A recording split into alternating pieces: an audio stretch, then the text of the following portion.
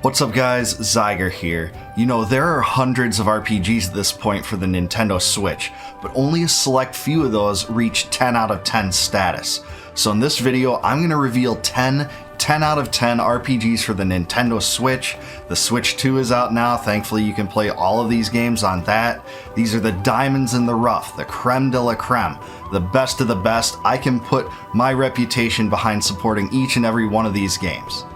But before I do that, please like this video, subscribe to the channel, and let me know if I left out any 10 out of 10 Nintendo Switch RPGs in the comments below. So with all that said, here are 10 Nintendo Switch RPGs that are 10 out of 10, starting with number 10. And yeah, that's a lot of 10s. So starting us off at number 10 is Sea of Stars from Sabotage Studios. This game came out in 2023. It's an awesome retro style RPG based on a successful Kickstarter, and it combines some of the best elements from Chrono Trigger and Super Mario RPG. This game's beautiful, beautiful music, great story. Let's get into it. Sea of Stars has been one of the games I've been most hyped for over the last few years, and it's finally here. This retro-style RPG was first announced in 2020, and when I learned it was influenced by some of the great classics of the past, like Chrono Trigger and Super Mario RPG, I was hooked immediately.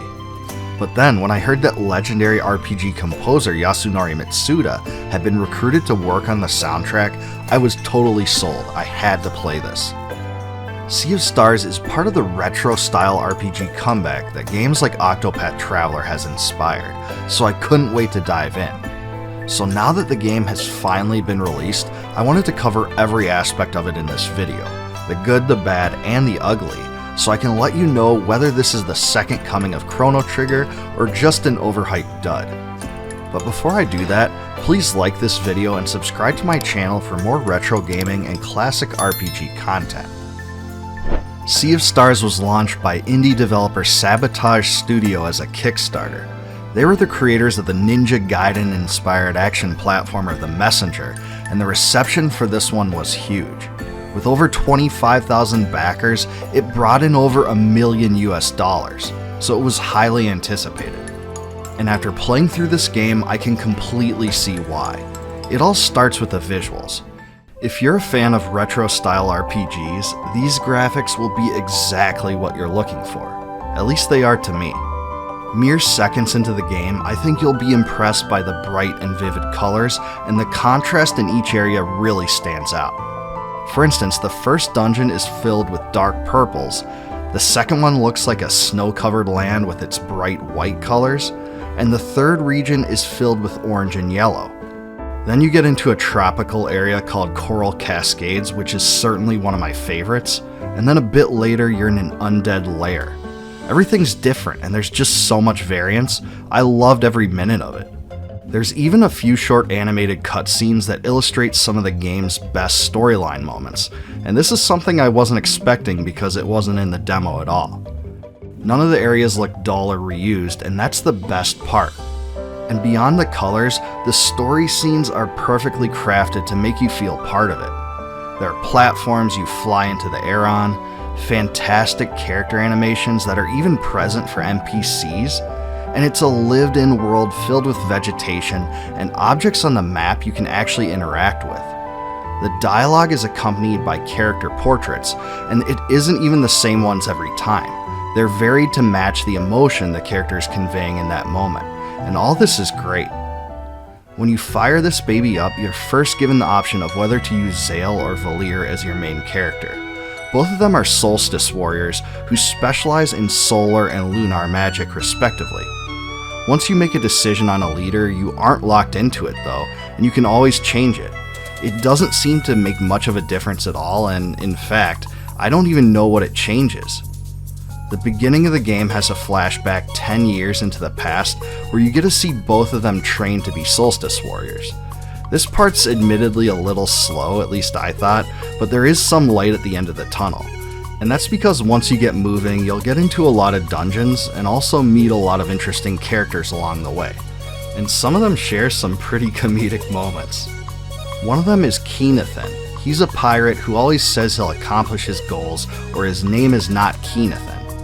You'll definitely experience your fair share of twists and turns in the story, even toward the beginning. There's some big moments right up front.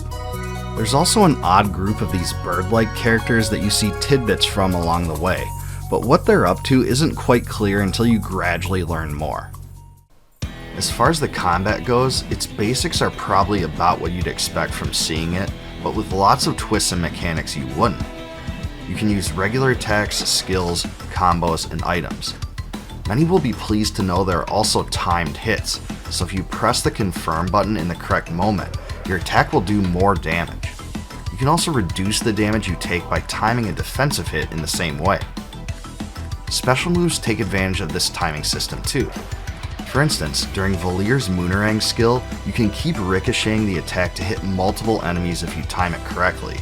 You can even keep doing it over and over as long as your timing is good enough. The left side of the screen has a combo meter that continually fills as your party members hit or get hit by enemies. When it fills up, you can expend 1 to 3 combo points to unleash special multi-character attacks. This functions very similarly to the way dual techs do in Chrono Trigger, and they're really fun to pull off. I think this mechanic was designed well too because you can't just abuse or spam it.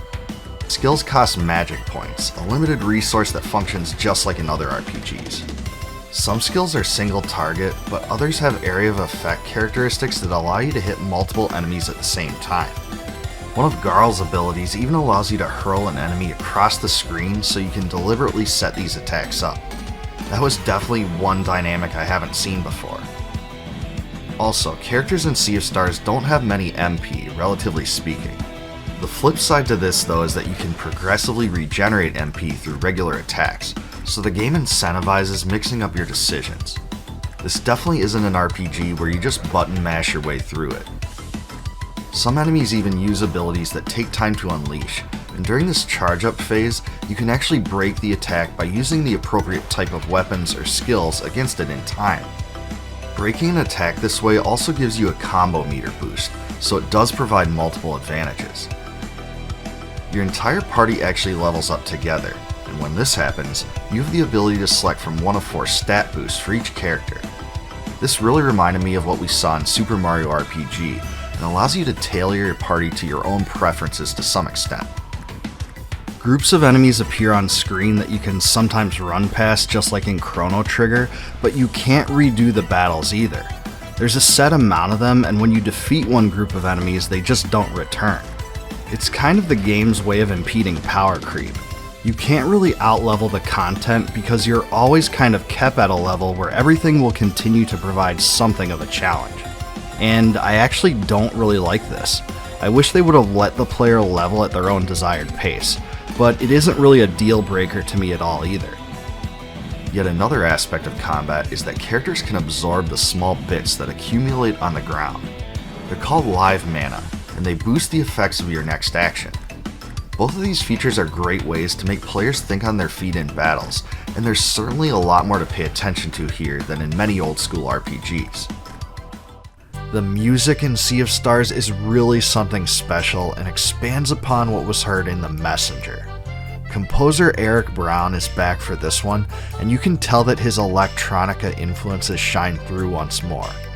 The battle theme really pumps me up, and I love the fact that its fast, energetic tempo contrasts with the somber woodwinds in the Moorlands theme and a few other tracks. There's a lot of variety here, and even the sound effects are really well done. The boss theme even uses heavy metal style guitars, and that's its own twist too. In addition, Chrono Trigger and Xenogears composer Yasunori Mitsuda contributed 10 guest tracks, and his style is distinct from Brown's, but is also recognizable and very complementary. Tracks like Coral Cascade sound like they've been lifted straight off the soundtrack of Chrono Trigger, and I can't get enough of it. Hearing his tunes, especially in tandem with the game's retro RPG gameplay, totally brings me back to those days. There are even different versions of the songs that play depending on whether it's daytime or nighttime, and this added so much depth to each area. I truly can't say enough about the music in general in this game. I honestly think it's one of the best RPG soundtracks I've heard in many years, and one of the brightest parts of Sea of Stars. This title has been compared to Chrono Trigger a lot, so I want to mention that there are several blatant tie-ins to the Chrono Trigger universe within Sea of Stars. For instance, there's an NPC that uses the exact same dialogue as the creature on top of Denadoro Mountain that you have to keep pestering until he gives you a magic tab. But in Sea of Stars, you only get a lousy mushroom soup, so I felt cheated by this. Mountains are nice indeed. Also, Zale and Sarai have an X-Strike combo attack. Gee, I wonder where that came from. It's essentially the same thing as Chrono and Frog's X-Strike dual tech. These things are on top of the more indirect influences, like 3-character parties and the similar enemy encounter system. All the dungeons contain puzzles you must solve, and the dungeon design also does a very good job of switching up the styles of the puzzles themselves. Some require hitting switches in a particular order, others require you to push blocks around in a specific way, and yet others require memorization. For example, this one had me input the correct symbols and order of some objects I found within this haunted mansion in order to open up a passageway. The difficulty level of these puzzles is just about right in my mind too, and maybe slightly on the easy side. There were a few times I had to poke around an area, interact with objects, and find special items to make my way through, but nothing too crazy. Some of the puzzles actually reminded me of stuff in the Zelda games, because there's an item that acts just like a hook shot, and lots of switch toggling. It's honestly a lot of fun to complete them. Outside of defeating difficult bosses, this is where I got the most sense of accomplishment in Sea of Stars. It's a lot like Alundra in that way.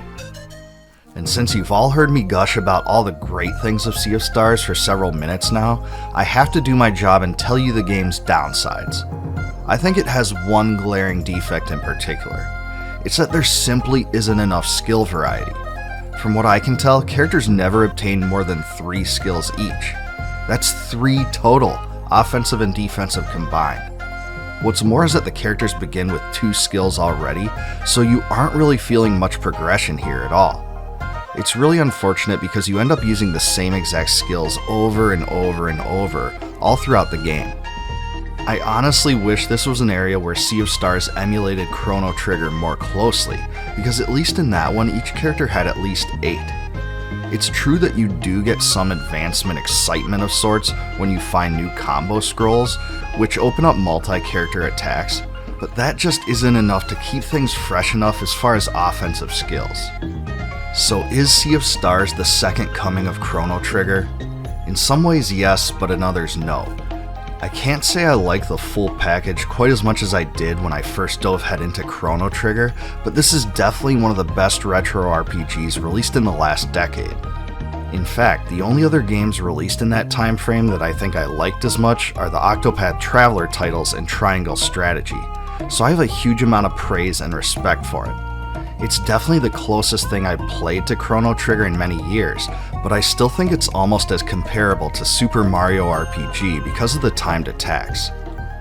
The game has a creative story with fun characters, some interesting character development and storyline arcs, and very fun and very involved combat gameplay. The graphics and soundtrack are absolutely fantastic for all the reasons I mentioned, and it even adds some fun minigames like fishing and this wheels game you can only play within inns. This was actually a really fun minigame that I plan to revisit later. The lack of skill diversity knocks Sea of Stars down slightly for me, but I love every other single aspect. When it comes down to it, Sea of Stars is an absolute must-play for any fan of retro RPGs. It's one of the best released in a long time, and its upsides far outweigh the downsides. Coming in at number 9 is another 10 out of 10 Nintendo Switch RPG, Chained Echoes. This one flies completely under the radar, and it's so unfortunate because this game is so awesome. Another retro-style RPG. It was created by Matthias Linda, basically one person, and combines elements from Breath of Fire, Xenogears, Suikoden, the Final Fantasy games, you name it, Chrono Trigger, into an awesome package. Let's check it out now. I truly never thought I would ever be able to say this again, but retro RPG fans have had a lot to be excited about lately. Thanks to the success of games like Octopath Traveler, Live Alive, In Tactics Ogre Reborn, there's more new life being breathed into the genre than there has been in decades. Another reason to be optimistic about the future of retro-style RPGs is Chained Echoes, a total throwback to the 16-bit games we grew up with. Chained Echoes was the masterwork of Matthias Linde, an independent German developer who spent 7 years creating it. Now that's a long time. He's been on the record saying the game was inspired by some of his own favorite games like Xenogears, Terranigma, Secret of Mana, and Suikoden 2, so you already know he'd get along just fine with me. His work on Chained Echoes inspired a successful Kickstarter campaign in 2019, and the title was finally released in December of 2022. So yeah, right now it's available on Steam, Nintendo Switch, PlayStation 4, and Xbox One. And I just have to tell you, if you're a fan of classic RPGs like me, any 30-second segment of this game's footage will get your attention. In fact, it may even give you shivers or goosebumps. So even though I play virtually no modern games, this one is different. I had to play it. Chained Echoes takes place on the continent of Volandis, which consists of 3 kingdoms. A long and destructive war has devastated the continent over the course of 6 generations, but some are optimistic about the prospect of a peace agreement to end all the strife for good. Now I know what you're thinking, Suikoden 2 vibes, right? At least that's the first thing I thought of, and I like where this is going. You play as Glenn, a skilled mercenary and pilot of mechs called Skyarmor, who's thrust right into the center of the conflict. He agrees to take on a mission to infiltrate the kingdom of Fonset on behalf of the kingdom of Gravos. Their goal is to destroy the Opus Stone, a mystical gem that fuels powerful ether cannons. Gravos believes it to be a suicide mission, so it offers a hefty sum of money to the Band of the Iron Bull, which Glenn belongs to. In the Skyarmor, Glenn and Killian dispatch the Terran Defense Forces and fight their way toward the stone on the ground. Just as they approach it though, they're stopped by a mysterious character called Wyatt. He insists that the Opus Stone doesn't fuel anything, and the crew was tricked into destroying it. Glenn hesitates but slashes it to pieces anyway. It emits light, then unleashes a huge explosion killing tens of thousands of people. The source of the blast was disputed, but the catastrophic event convinces all parties to sign the peace treaty and attempt to avert future conflict. The game takes off from there, as everyone plans to celebrate the occasion a year after the treaty's signing. After seeing this intro, I have to say that I love the setup for the game's story. It really makes you think about what could be ahead. The narrative evolves into a tale filled with all sorts of unexpected twists and turns, and it really seems to be influenced by the RPGs that did that so well in the past. When it comes to gameplay, those who played the famed 16-bit RPGs will totally know what to expect from this one. It's a fully turn-based affair where you can have a maximum of 4 characters in your party at any one time. For combat, each character can use a basic attack, use skills, use items, or defend. Pretty standard stuff here as well. When it comes to the title's key mechanics, skills are probably the most important. There are action skills, passive skills, and stat boosters. Because both your hit points and tactical points, the latter of which is expended when using skills, are fully replenished after every fight, skills provide the most important method of aiding allies and dealing damage. New skills are acquired by using Grimoire shards, which you can find throughout your journey. Each one unlocks an additional skill in the Learn Skills menu. Once you unlock a skill, you have it permanently. The oddest part of Chained Echoes is probably the fact that you don't gain experience points like you would in a standard retro RPG. Instead, your stats are raised at predetermined points of the game. However, you do gain SP, or skill points, by defeating enemies, and SP can be expended to upgrade skills. Now this advancement system was something of a bold and unexpected choice, and honestly, I can see multiple sides to it. I guess this takes away the frustration of grinding and removes the ability to cheese the game's intended difficulty to some extent. On the flip side, it also takes away the ability for players to gain strength through traditional levels, a facet most RPG players love. Anyway, skills are arranged in tiers, and obtaining skills in the higher tiers require you to unlock a prerequisite number of skills in previous tiers. I think the way that the passive skills and stat boosters function is fantastic, and I wouldn't change it at all because this system really gives you a lot of control and customization in the direction you want for each character. When it comes to the active skills, I'm pleased with the fact that there's a lot of skill choices and diversity for each character, but I really did end up using the same skills and using my upgrades on those skills throughout the game. So yeah, a lot of cross-slashing with Glenn went down. Another noteworthy innovation of Chained Echoes is the overdrive meter, which functions kind of like limit breaks do in the Final Fantasy games.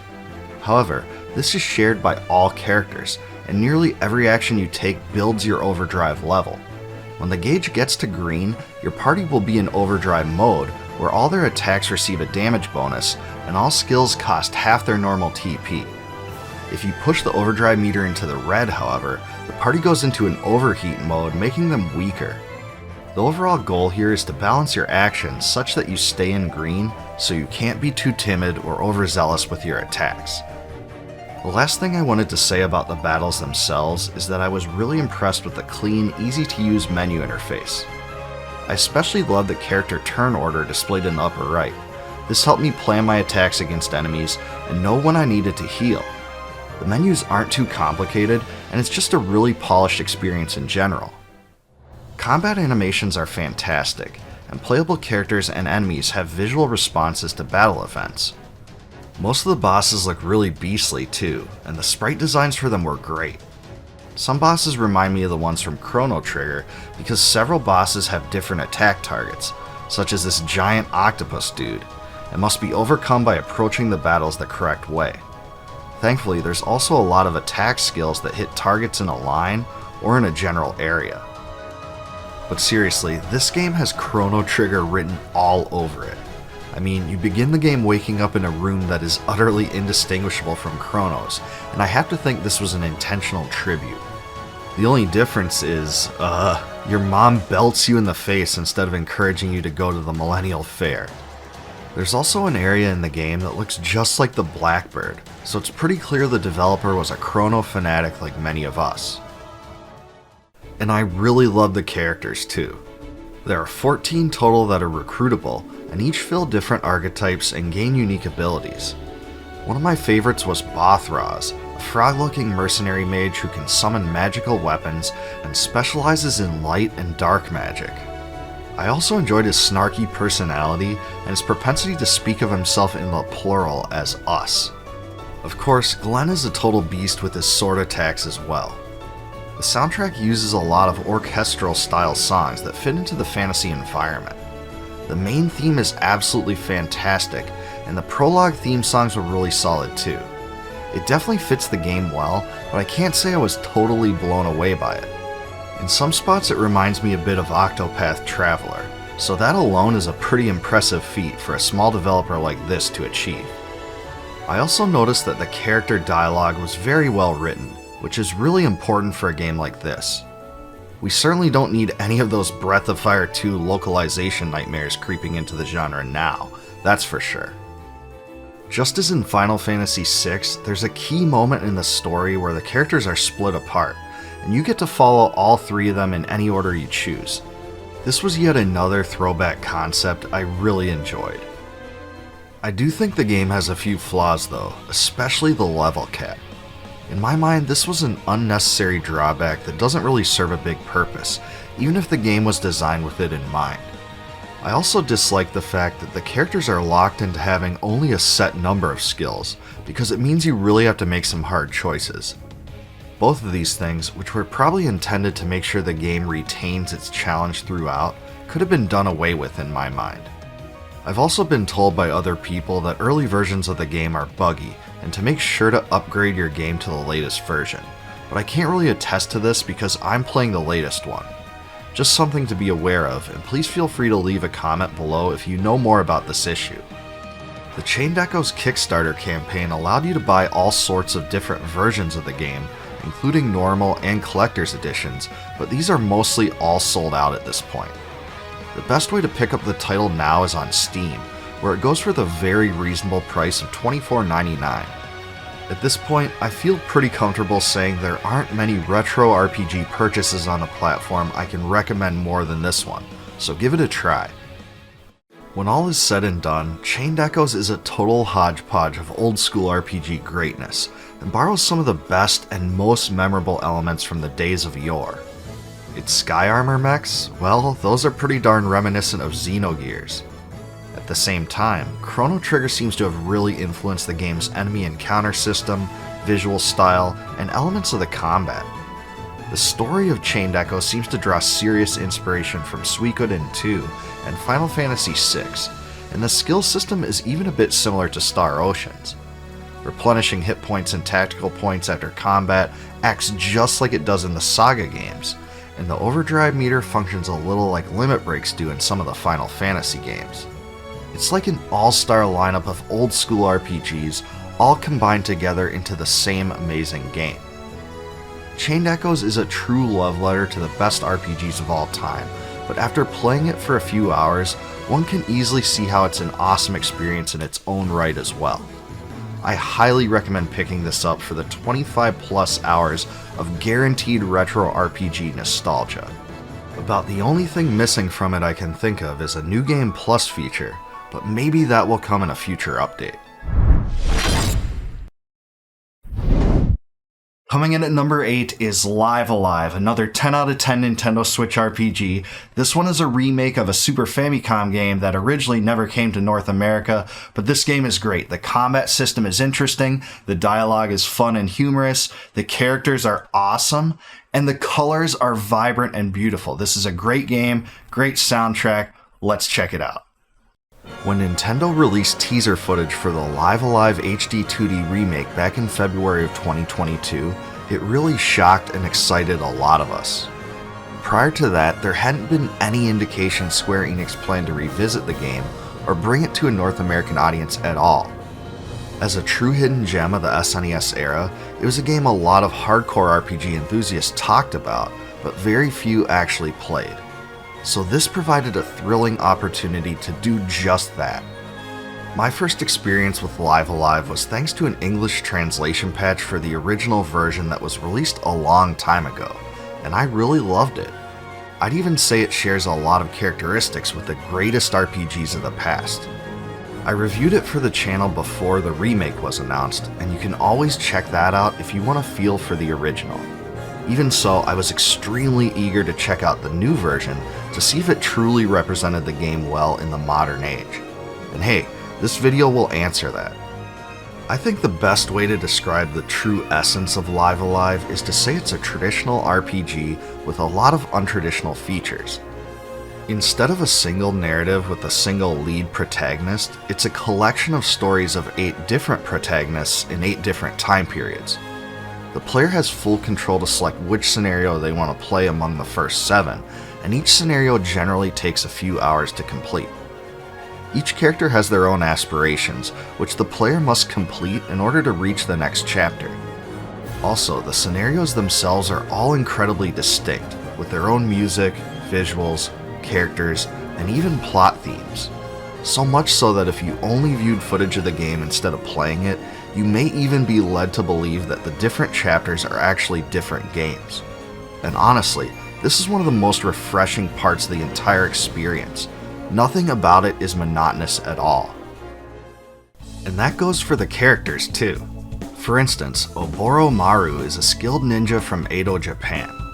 He lives a secretive life and is sent on a special mission by his clan to infiltrate a fortress and rescue an important figure. Another character, Pogo, is a young caveman learning to be a hunter in the prehistoric past, and has a very strong sense for justice. One of my favorites, Shifu, is a kung fu master in Imperial China. He's searching for the perfect pupil to teach his earthen heart technique to before he passes away. Akira is an orphan from the near future who aspires to rid the world of the Crusaders, a biker gang who kidnaps children on behalf of the government. Cube is a robot from the distant future who goes beyond the bounds of his programming to care for his fellow crew members and save them from a catastrophe in space. Even the Wild West is represented here in the form of the Sundown Kid. He's a vagrant who roams the American frontier and desperately seeks vengeance upon a group of outlaws who massacred his hometown. And finally, Masaru is a young, hot-blooded man obsessed with becoming the world's greatest fighter, who travels the world in an attempt to do so. The big twist that awaits the player for completing all 7 original scenarios is an 8th scenario that features Oersted, a knight from the Middle Ages who sets out to rescue his love interest and the princess of his kingdom. After that chapter, there's yet another surprise too, but I won't spoil anything other than to say it brings together all 8 protagonists in a creative way. Live Alive's combat system is definitely cut from its own cloth, and blends together several aspects of the great RPGs of the past. All battles take place on a 7x7 grid, and both your characters and the enemies are able to move on the grid at the same time. Each character has the power to use combat abilities, pass their turn to an ally, wait to allow time gauges to fill, or flee from battle. What's that you noticed? That's right, there's no normal attacks, so it's kind of like an alien life form of RPGs. The game is actually designed in a way where each ability has different purposes and functions differently. And honestly, after playing it for a while, I kind of dig this. It definitely takes away a lot of the monotony you can feel in other RPGs. Most abilities have special requirements in terms of which squares they can target. For instance, close-ranged abilities often hit all enemies in squares adjacent to its user, but many long-range attacks can only hit enemies in a straight line or from an exact diagonal. You really have to be careful about your positioning, because if you make mistakes and move to the wrong squares, enemies can take advantage of it and attack you first. Oddly enough, Live Alive doesn't have any form of magic points, so each ability has its own benefits and drawbacks, including striking range and charge times. You'll probably use a lot of the same repeatedly, and some situationally based on the number of enemies, distance from the enemies, etc. And remember what I said about gauges? Well, above each unit's head is a hit points meter, and below it, a time meter. The time meter fills up a little bit with each action taken, including making an attack, getting hit by an attack, and even movement. When the time meter is red, it means that an ability is charging before it can be unleashed. When enemies are in this charging status, some abilities will even interrupt them and prevent the attack from going through. So make sure to take notice of this strategy and use it often. Nothing can wipe you out quicker than a charged enemy attack. But really, it's the little things about the battles that make them fun. For example, the visual effects for each ability are unique, and a lot of them are really cool. Also, the camera pans in on the characters executing them, which gives the impression that every attack is special. Some abilities even have a knockback effect to them, which is helpful to keep your distance and protect yourself from attacks. Also, there's a few other special mechanics, such as positional attack advantage. For instance, attacks from the side or behind enemies have a much higher hit rate and do additional damage. All these factors work together to make combat fun. The area visuals are just breathtaking and do HD 2D about as good as it's ever been done, Octopath Traveler included. One of the most visually pleasing areas to me is in the Edo, Japan scenario, where the fortress and its surroundings are absolutely on another level when it comes to color and beauty. I also adored the areas in Imperial China, with its lush vegetation and mountainous regions that really stand out. All of these regions provide a visual treat that's even more impressive given that the title is a remake. Also, the mainline story script is fully voice acted, and I think the quality is as high as it is in Octopath Traveler and Triangle Strategy. It's diverse, well done, and not too corny. My favorite voice actors were those for all the characters in Oersted's chapter. The middle-aged English flair to the dialogue was really fun and kept me hyper-focused on the story. In fact, Oersted's chapter is the best in general if you ask me. I also want to give some credit to Live Alive's character development. Now on the surface, it seems at first as if these characters have little depth outside of their obvious goals, but many of them do grow into something more. For instance, Sundown sets aside his desire for vengeance and grudge with Mad Dog to save the town of Success from a group of outlaws. There were several other instances of true character evolution I wasn't expecting as well, and it was really great to see play out. I was also extremely surprised to see the sheer amount of humor used in this game. There's a lot more lewd dialogue than I expected. I mean, come on, one character has a poop throw special ability. Seriously. I won't reveal any specific details of Live Alive's ending, but I wanted to make it a point to mention that the ending itself is a completely creative concept with very few comparisons to any other game. I think the player will be absolutely shocked to see how this one ends, for better or worse. I remember when I saw the ending of the original version for the first time, so I can only imagine a lot of new players being blown away by it now. So yes, Live Alive is an amazing RPG, and the HD 2D remake really makes it worth playing. Its interesting characters, unique combat system, legendary story, and amazing music really pack everything a retro RPG enthusiast would ever want into a single title. In fact, I'd go as far as to say it's Square Enix's best RPG remake yet. The graphical style is just beautiful and reminds me a lot of the best aspects of Octopath Traveler's visuals. And the character sprites, they're perfect too. Certainly better than any remake using graphical filters instead of using actual pixels. Most of the individual stories touch you in a unique way, and the narrative comes together perfectly in the end. Even if you're a hardcore RPG fan that played the original game, I still think it's worth revisiting this one because it's just so good. But you don't even have to take my word for it. Pick it up from the link in the description and see for yourself.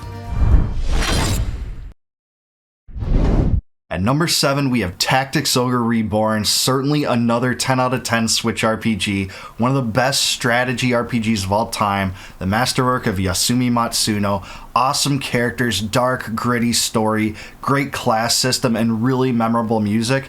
Let's check it out. I've been a fan of Tactics Ogre a long time, and I've honestly played the game to death. I mean, why wouldn't I? With its dark and brooding story and awesome gameplay, it's by far one of the greatest tactical RPGs of all time. Many North American gamers never got a chance to play it though. The PlayStation version kind of sucked, but I thought the PSP version was actually pretty good. Even that one was overshadowed though. When we all got our first taste of Tactics Ogre Reborn through the trailer released in the summer of 2022, I was actually really surprised. How could Square Enix deliver a more polished game than was already available, I thought to myself.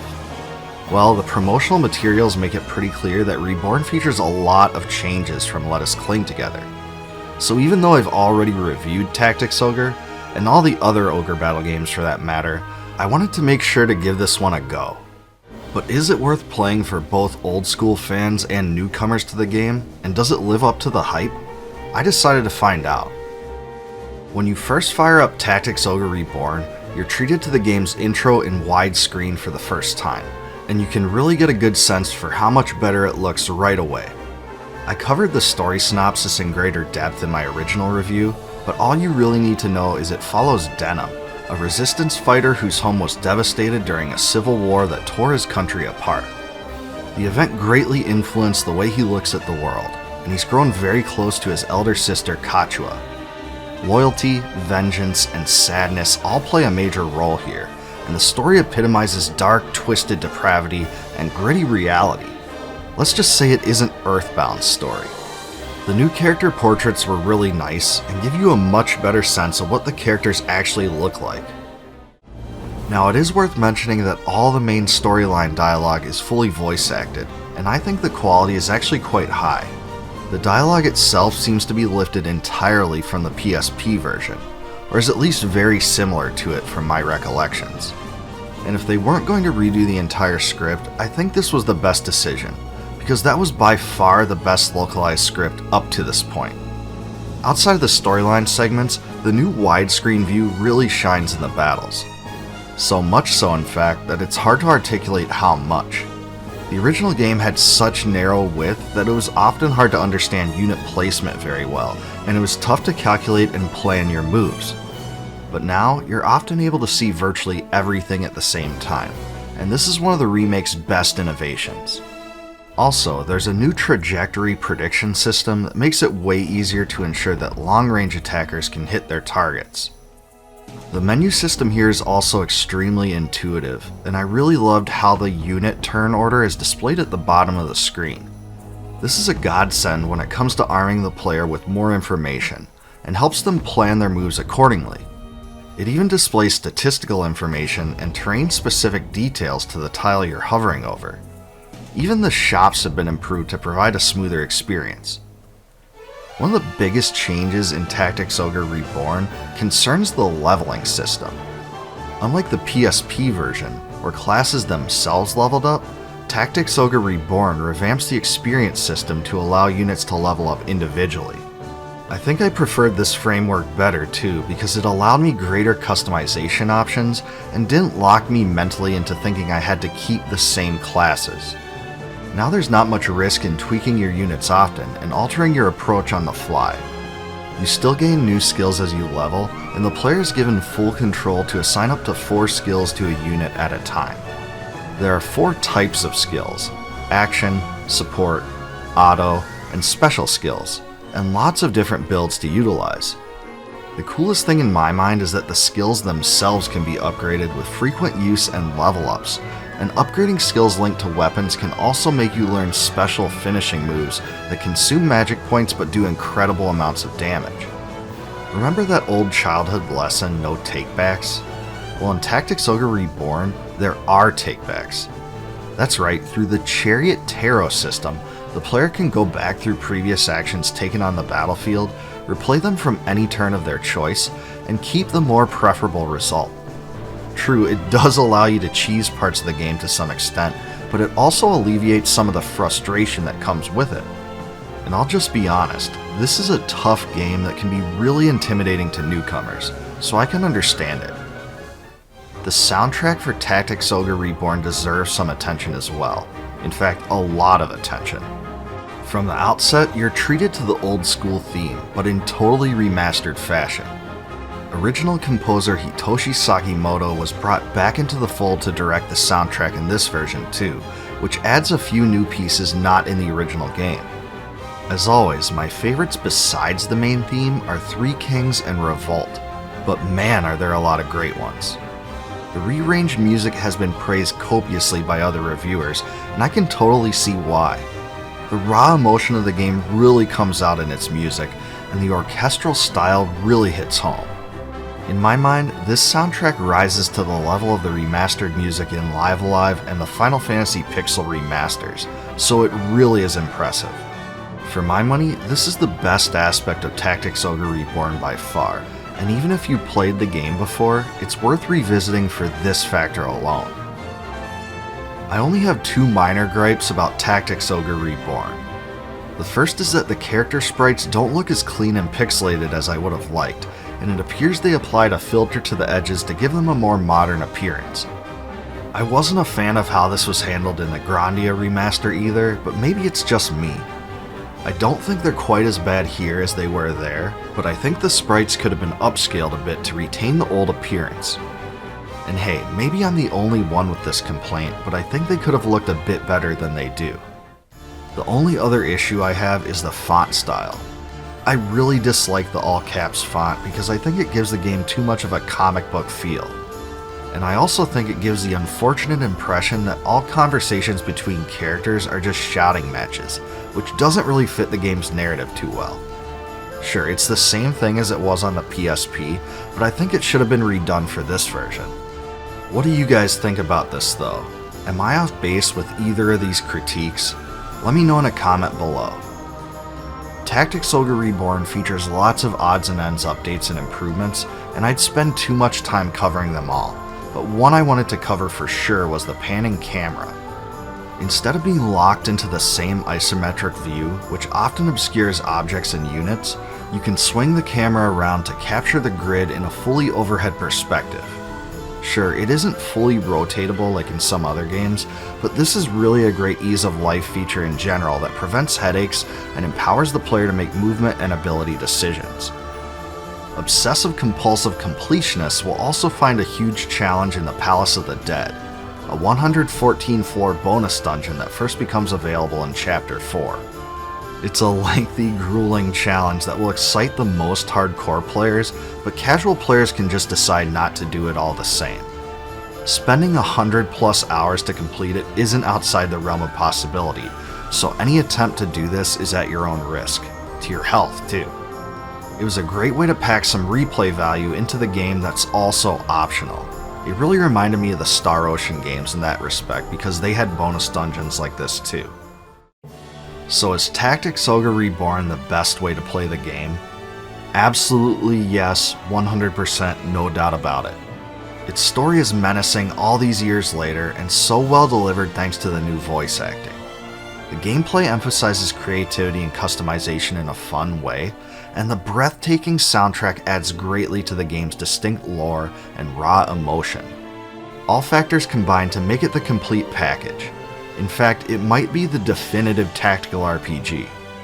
Also, of all the Square Enix remakes, this is clearly one of the best in my mind. It really makes the game worth revisiting, even for RPG enthusiasts that played it in the past. It makes me hopeful that Square Enix will decide to do the same with some of their other neglected titles.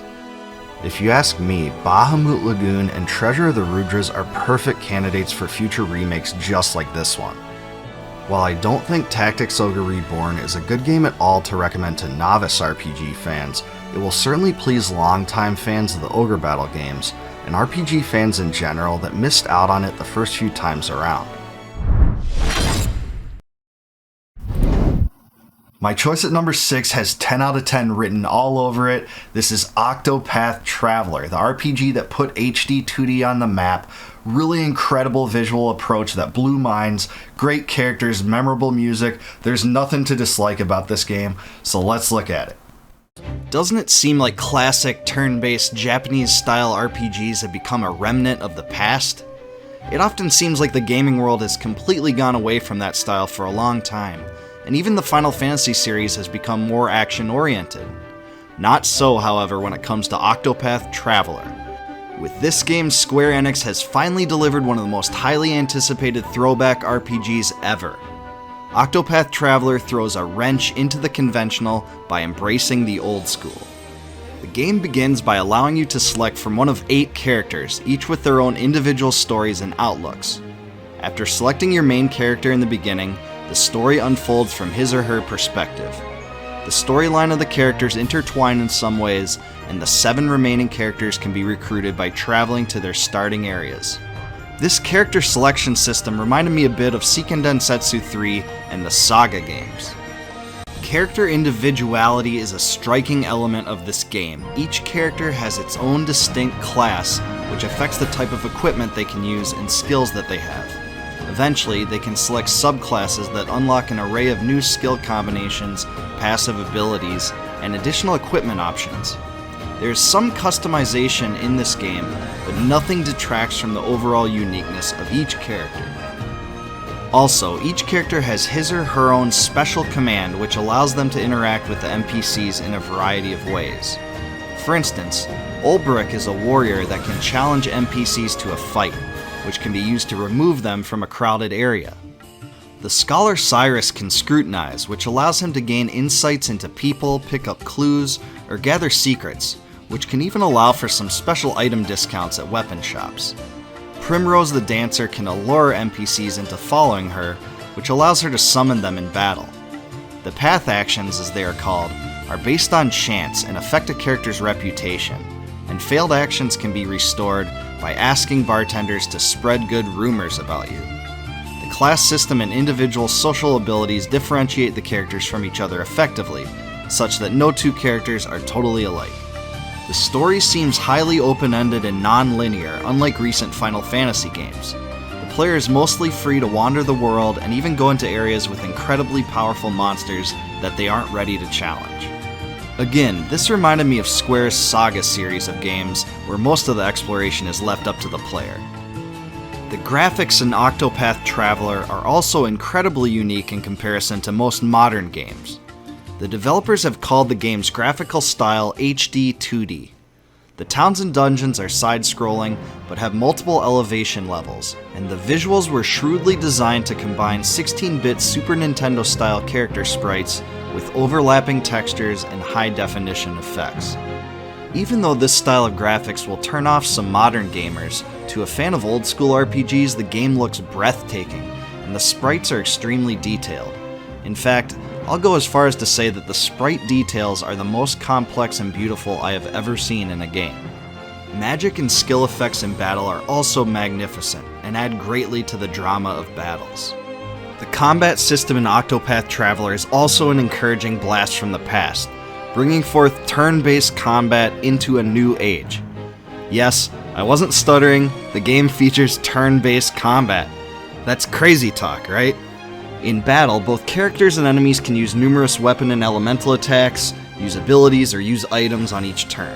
Combat revolves around boost points, where one boost point is received at the end of every turn.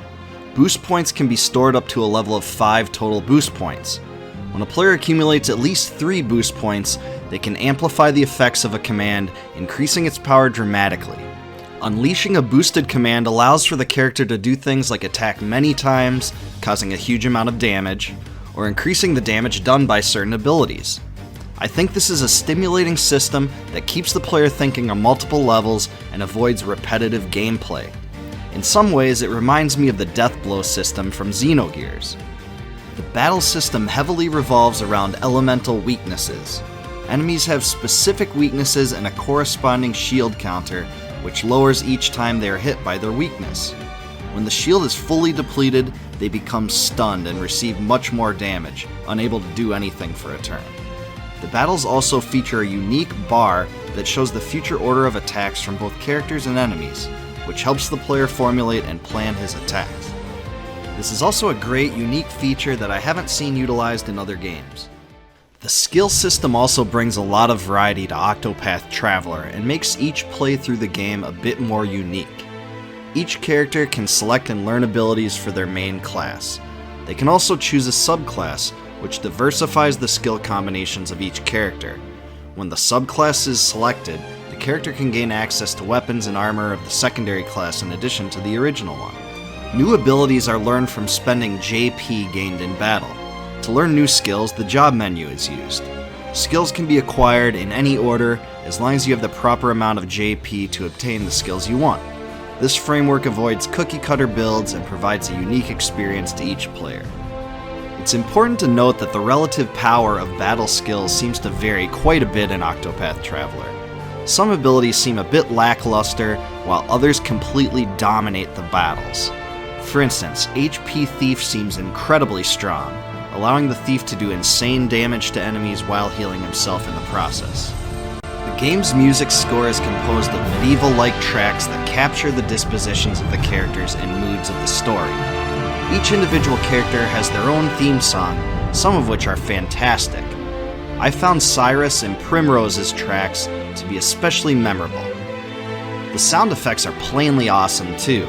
It sounds like a minuscule thing in the grand scheme of things, but just the sounds of weapons clashing, spells casting, and even the menu clicks seem to be clean and natural. It really adds a lot to this game. The game also features a large amount of voice acting for the storyline scenes and battle shouts, and it doesn't seem overly cheesy or annoying like a lot of other games. From playing through the story, it seems obvious that the game was voice acted professionally rather than being whipped together quickly. And this is great because, trust me, there's nothing worse than terrible voice acting to annoy the player. After playing the game, I believe the one word that best describes it is throwback. The game is a blast from the RPG past in almost every way, and it allows the player to rediscover the nostalgia that defined the genre in the 1990s. By the term throwback, I am not exaggerating whatsoever. Everything about this game is extraordinarily reminiscent of a Super NES or PlayStation era RPG. From the sprites, to the music, to the story, to the battles, and the animations, everything just comes together in a way that one would expect from a game at that time.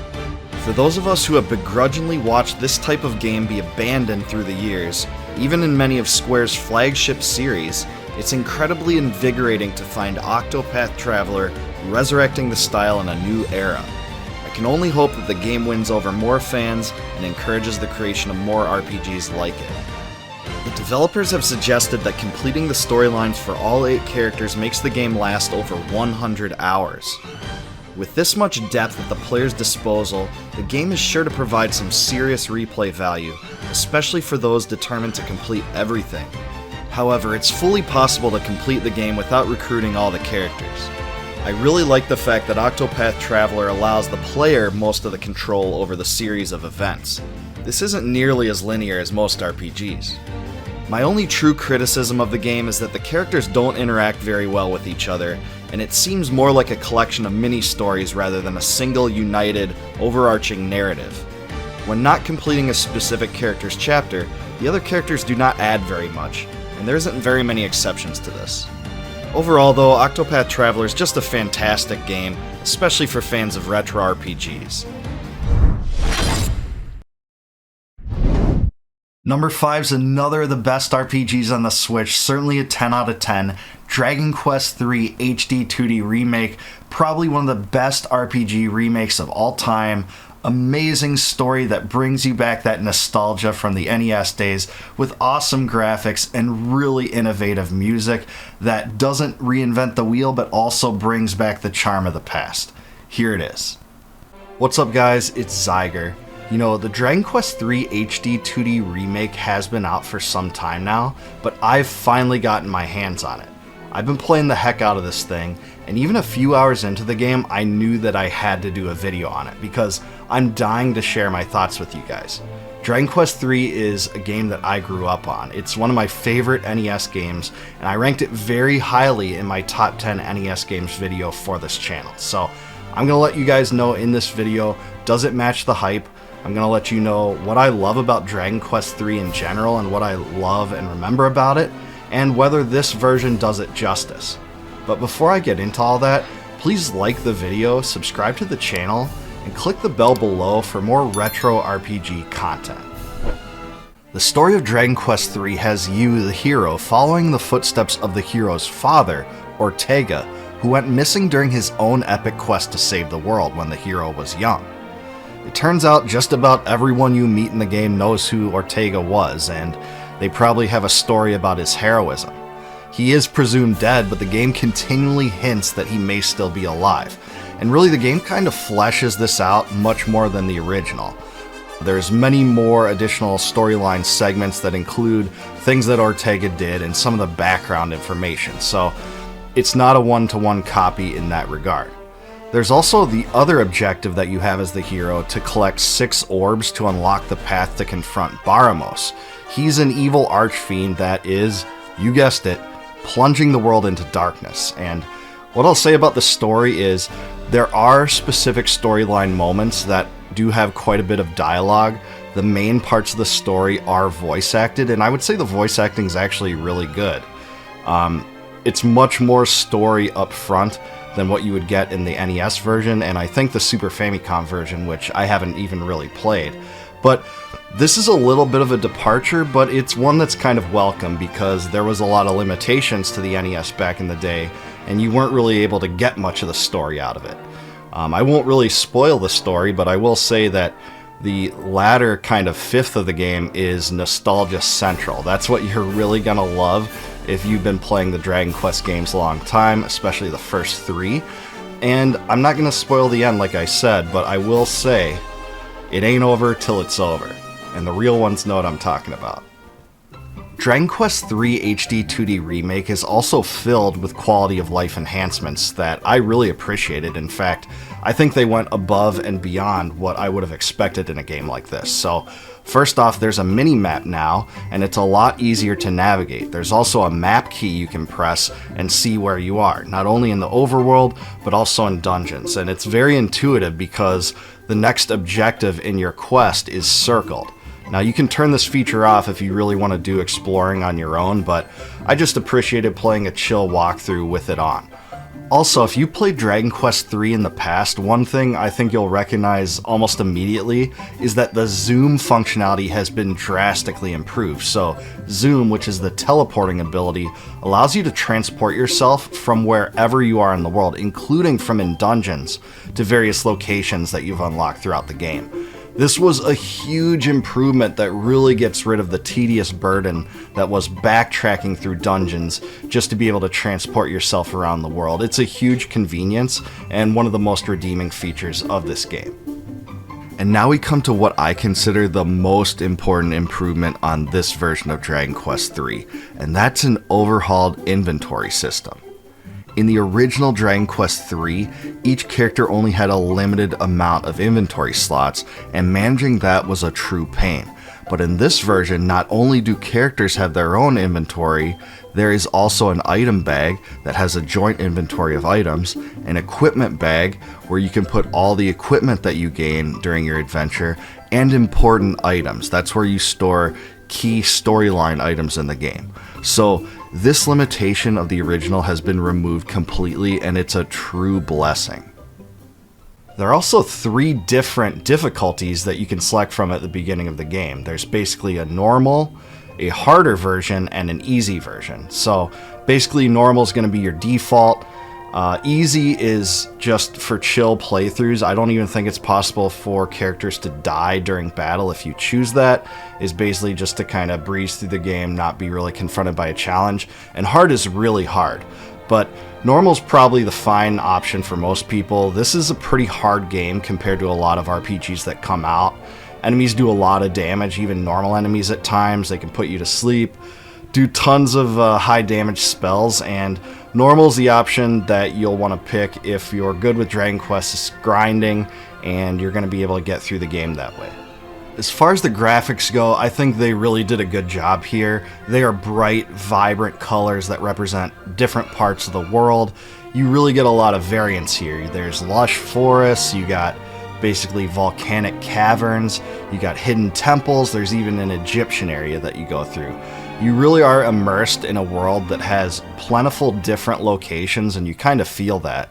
This is an HD 2D game, so it kind of has a style similar to Octopath Traveler in a way.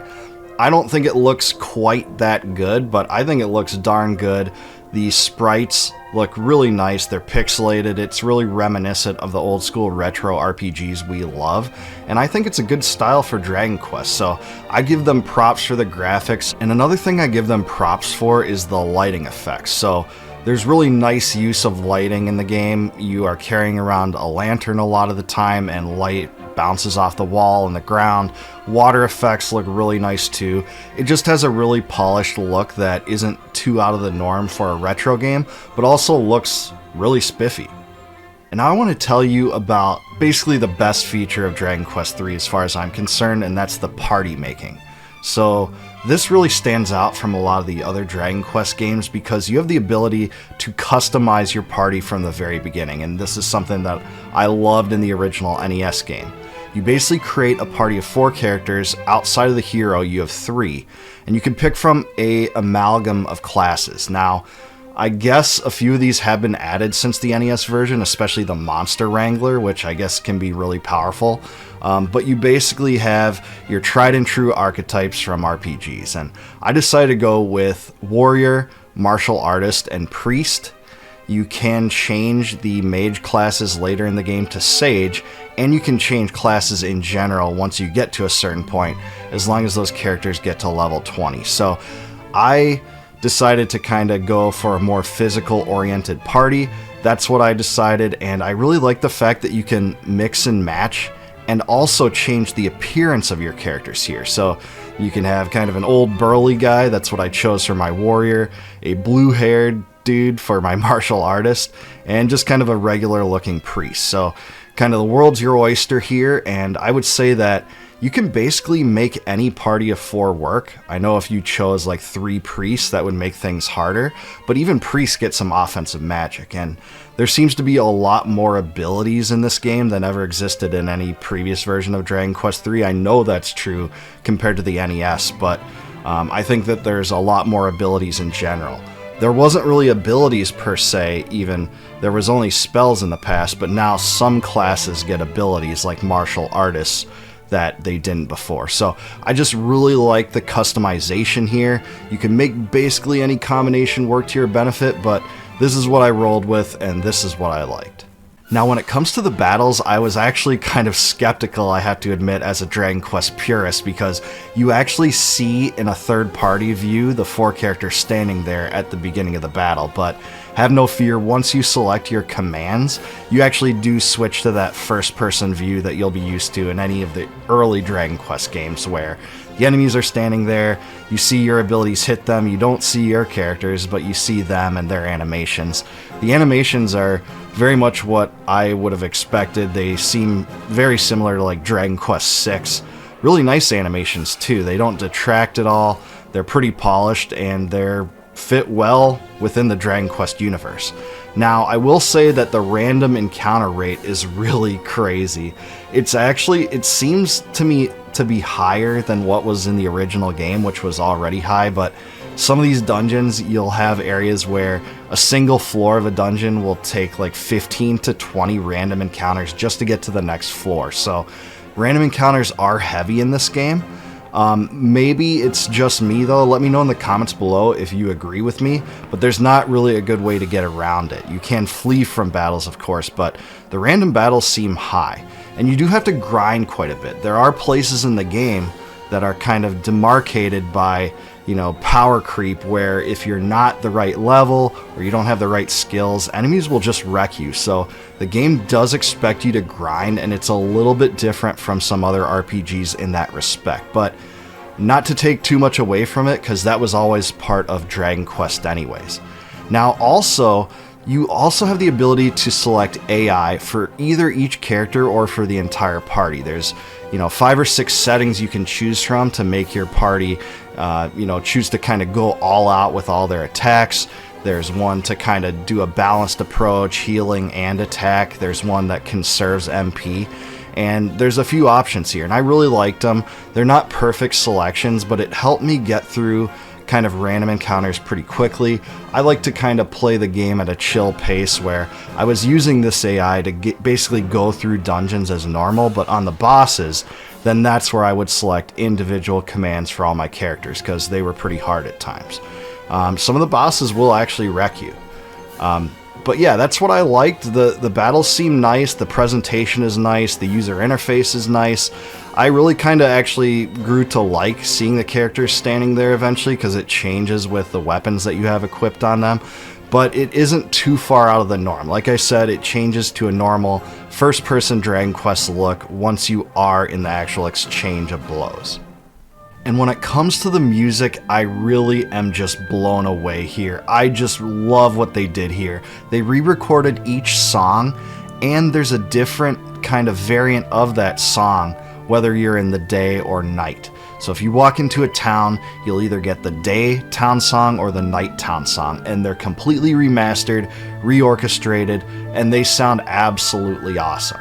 It really got the Final Fantasy Pixel Remastered treatment here, because these songs just sound great. They're packed with memories from the past, and you'll just fall in love with Dragon Quest another time just by playing it. There were times that I was in towns, and instead of kind of progressing to the next storyline segment, I would just kind of walk around, talk to some characters and NPCs and just kind of chill, listening to that tune so I could hear it totally play through. So this is great.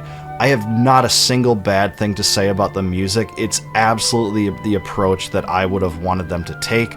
Let me know in the comments below if you disagree. Would you have rather just had a normal remastered soundtrack of the same songs, or do you like this new reorchestrated suite that they gave us? But I think it's awesome.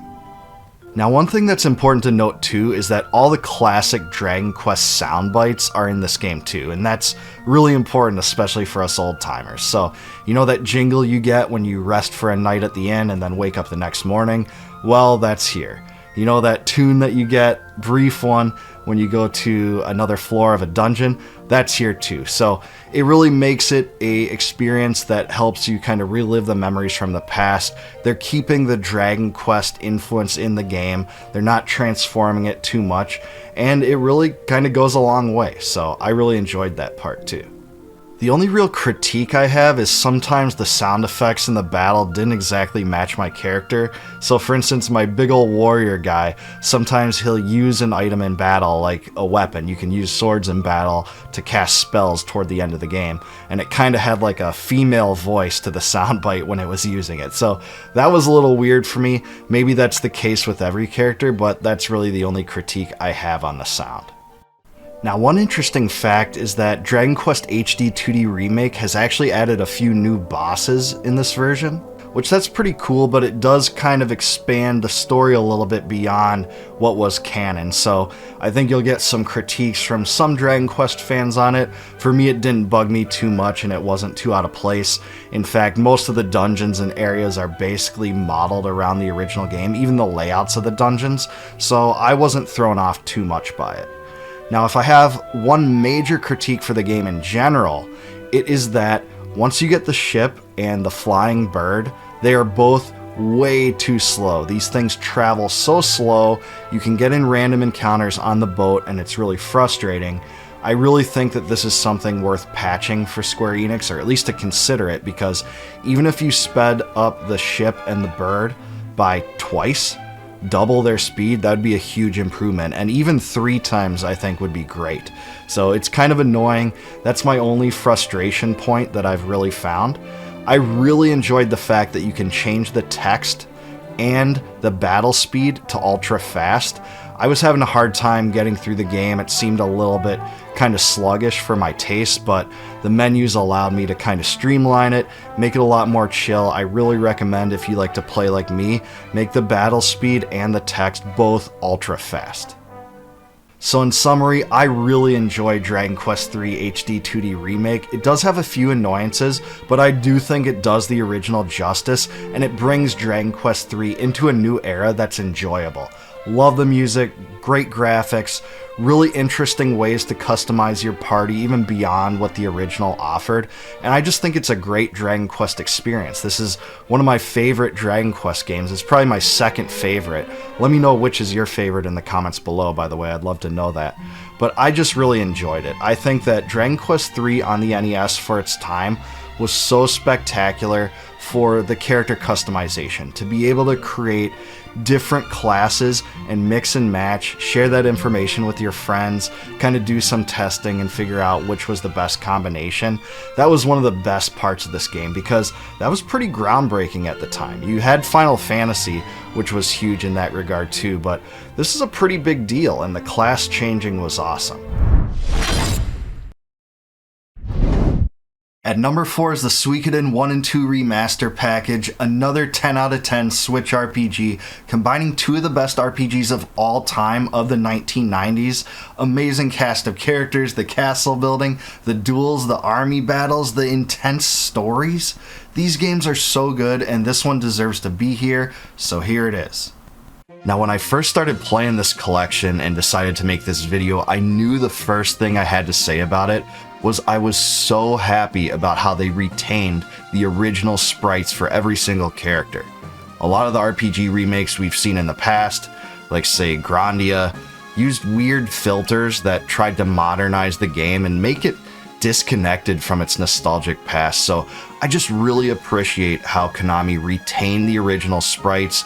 They're nice, beautiful, blocky, exactly what we remember, and they really bring back those moments from the past.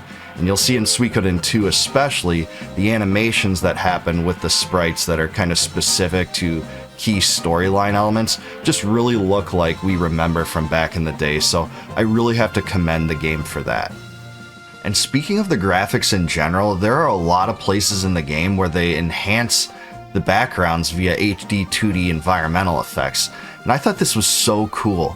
The water looks great, kind of the fog, the smoke during war. It all looks really good, and it doesn't really detract from the original experience we had. They didn't reinvent the wheel, they just enhanced what was already a good thing, and I think this is a really good feature in the game.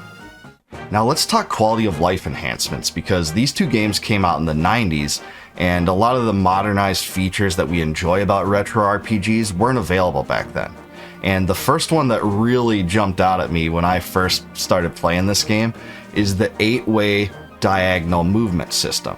So instead of in the original 2 games where you could only move up, left, down, or right, you're able to move in diagonal directions. And you know, this is implemented in a similar way as it was in the Final Fantasy Pixel remasters. I know some people may not like that, but it just made the game a lot more convenient. It's a lot more modernized, easy to move around. Again, I don't think this detracted from the original experience. You'll still have the Suikoden and Suikoden 2 that you know and love. The other thing too is that you have an auto dash feature enabled. In the original 2 games, you used to have special items to be able to dash by default, such as in the first Suikoden game, you needed the Holy Rune. But in Suikoden 1 and 2, you're able to dash from the start. This is a big convenience too, because some of the areas are big and you want to just get through them quick as possible, and this is a great way to do it. Really good enhancement as well. There's also a lot of more minor adjustments, like an autosave functionality that actually automatically saves the game when you enter certain locations and inns and things like that. There's also a conversation log, so if you're following the story, you can go back to what key characters have said as clues about where to go next. There is also 3 different difficulty options. There's easy, normal, and hard. I just went with normal, and I think that normal is just the way that the game originally was at its release. Let me know differently in the comments if you think I'm wrong about this, but it's a way to tweak the game to your liking and really the player's skill level. Really good thing they added here that they also added in the Dragon Quest III remake, which I really appreciated, so another good change there. They did tweak the inventory management system a little bit, and this is something that a lot of fans, including myself, really wanted to see, because originally in the game it operated a lot like the Dragon Quest games. Each individual character only had a certain limited number of inventory slots, and it was a bit frustrating to move them around. Well, in this one you can actually equip armor from other characters, but unfortunately you are limited in some way, because when you're transferring items around you can't see how full anyone else's inventory is. So I was reading on Reddit, one person said they thought that this felt like 2 steps forward and 1 step back, and I kind of have to agree. I think they could have done a little bit better here. Konami added both an auto battle and a speed up option in the battles, which is a big godsend. It really takes a lot of the frustration of the time spent grinding that a lot of RPG fans have, and you do have to select each of those options in every single battle, but you can remove them at any point during the battle, so that's nice convenience too. The only downside to the speed up option, and I think it's a pretty big drawback, is the fact that by choosing it, you also speed up the corresponding battle music at the same time as the battles themselves, and this is just a big annoyance. Why do you need to listen to the music playing quicker while you're doing that? I didn't like that at all, and I think this was a big mistake, so let me know in the comments below if you agree or disagree with me. And now we come to what I consider the very best alteration of the Suikoden 1 and 2 remaster package, and that is a reworked localization. So when Suikoden 1 and 2 came out, they did have subpar translations in some ways, and they certainly had their charm, and don't get me wrong, I loved it, but there was odd phrasing at times, weird punctuation, inconsistencies in some of the dialogue, and really this version reworks it, but it did it so well because it struck a balance between retaining some of the original kind of quotes from characters that you know and love, but really just made changes to fix the mistakes. They didn't rewrite the entire transcript. Again, they didn't revamp everything. They didn't reinvent the wheel with this, but they made the localization so much better. And I had so much more fun experiencing these moments again with a more concise, succinct, and really accurate translation that took from a lot of the original Japanese and made it so much better. And as far as Suikoden and Suikoden 2 themselves, well, I've covered what I think about those games in other videos, but I can't miss another opportunity to gush about them, because they really are 2 of the best RPGs from that era. They really define what it means to be a complete, airtight, high-quality game. Both of them do. And it goes from their storylines, amazing characters, the castle building. You're collecting 108 Stars of Destiny, which is 108 characters in both games. They had the innovative option of transferring your save data from 1 to 2, which really wasn't done in any other game I really recall from that time. You had the army battles, the huge battles where you're vying against enemy powers, the one-on-one duels. A lot of these things were super innovative that weren't really done in other RPGs. And I'd be remiss if I didn't mention the awesome soundtracks. These soundtracks are packed full of awesome tunes, super memorable. I guarantee if you liked these games back then and you play them again now, you'll really be struck by how awesome the sound is again. You'll remember it the instant you see it. And I'd also be, undercovering these two games if I didn't mention how good the story, especially of the second game, is. The second Suikoden game really uses a lot of interesting storyline dynamics, and notably in my mind is the use of kind of dual protagonists, Joey and Ryu, and how their paths differ in terms of their strategy to change the world for the better. But when you look at either of their perspectives, they both are trying to do right. And I've just always thought that's such a cool dynamic about Suikoden 2 that really set it apart from other games of that time, which used a lot of common tropes like setting the main character against an evil empire, and that would be about as complex as it got in a lot of games.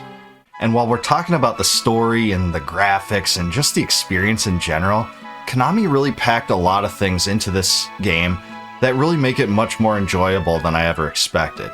For instance, the combat spell effects are so much better, and they look just really well done, but not outside of the realm of what you could expect from a retro RPG.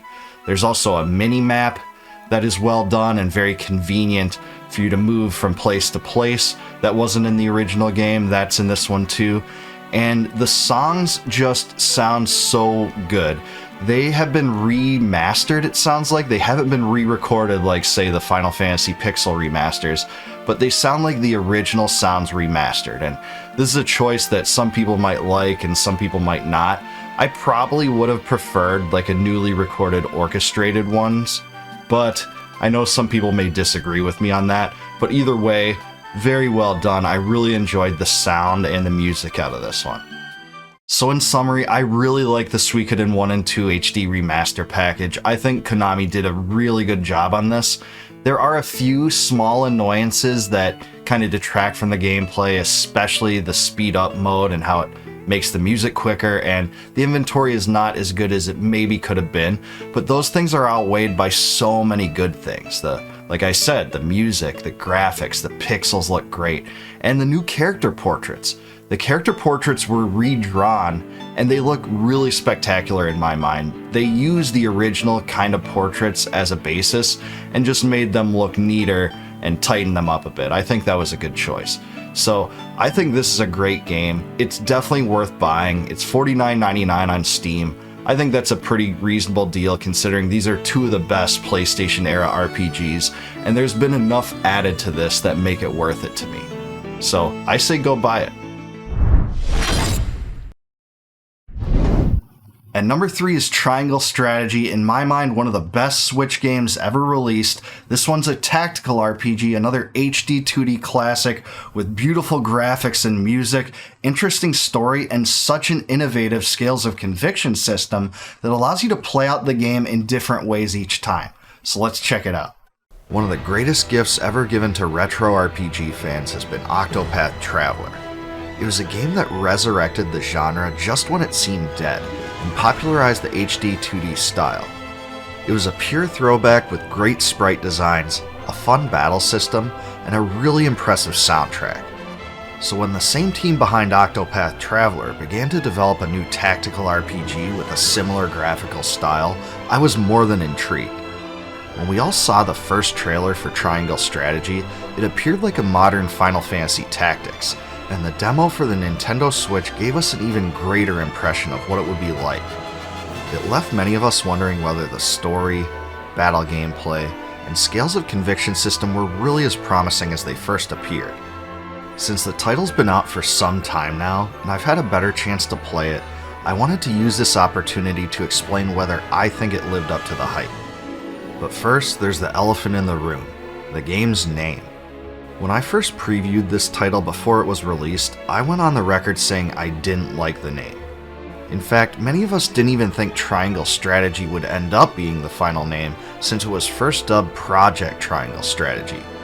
But alas, just like in Project Octopath Traveler's case, the name stuck. So did I change my mind on this over time? Nah, I still think it's a dumb name, and it represents a missed marketing opportunity. Those who intended to play it despite this aren't affected by it, but I have to think the name discouraged potential newcomers to the genre from ever trying it. The name aside though, there's a lot to love about Triangle Strategy. Let's start with the story. It takes place on the continent of Norzelia, which is controlled by three great countries: the Kingdom of Glenbrook, the Grand Duchy of Esfrost, and the Holy State of Hyzant.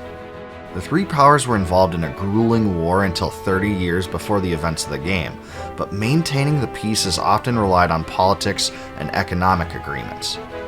The chief protagonist, Serenoa Wolfert of Glenbrook, is set to be married to Frederica Esfrost. In addition, Glenbrook and Esfrost plan to share the proceeds of a newly discovered mine. Both agreements are intended to strengthen ties between the two countries and keep the peace.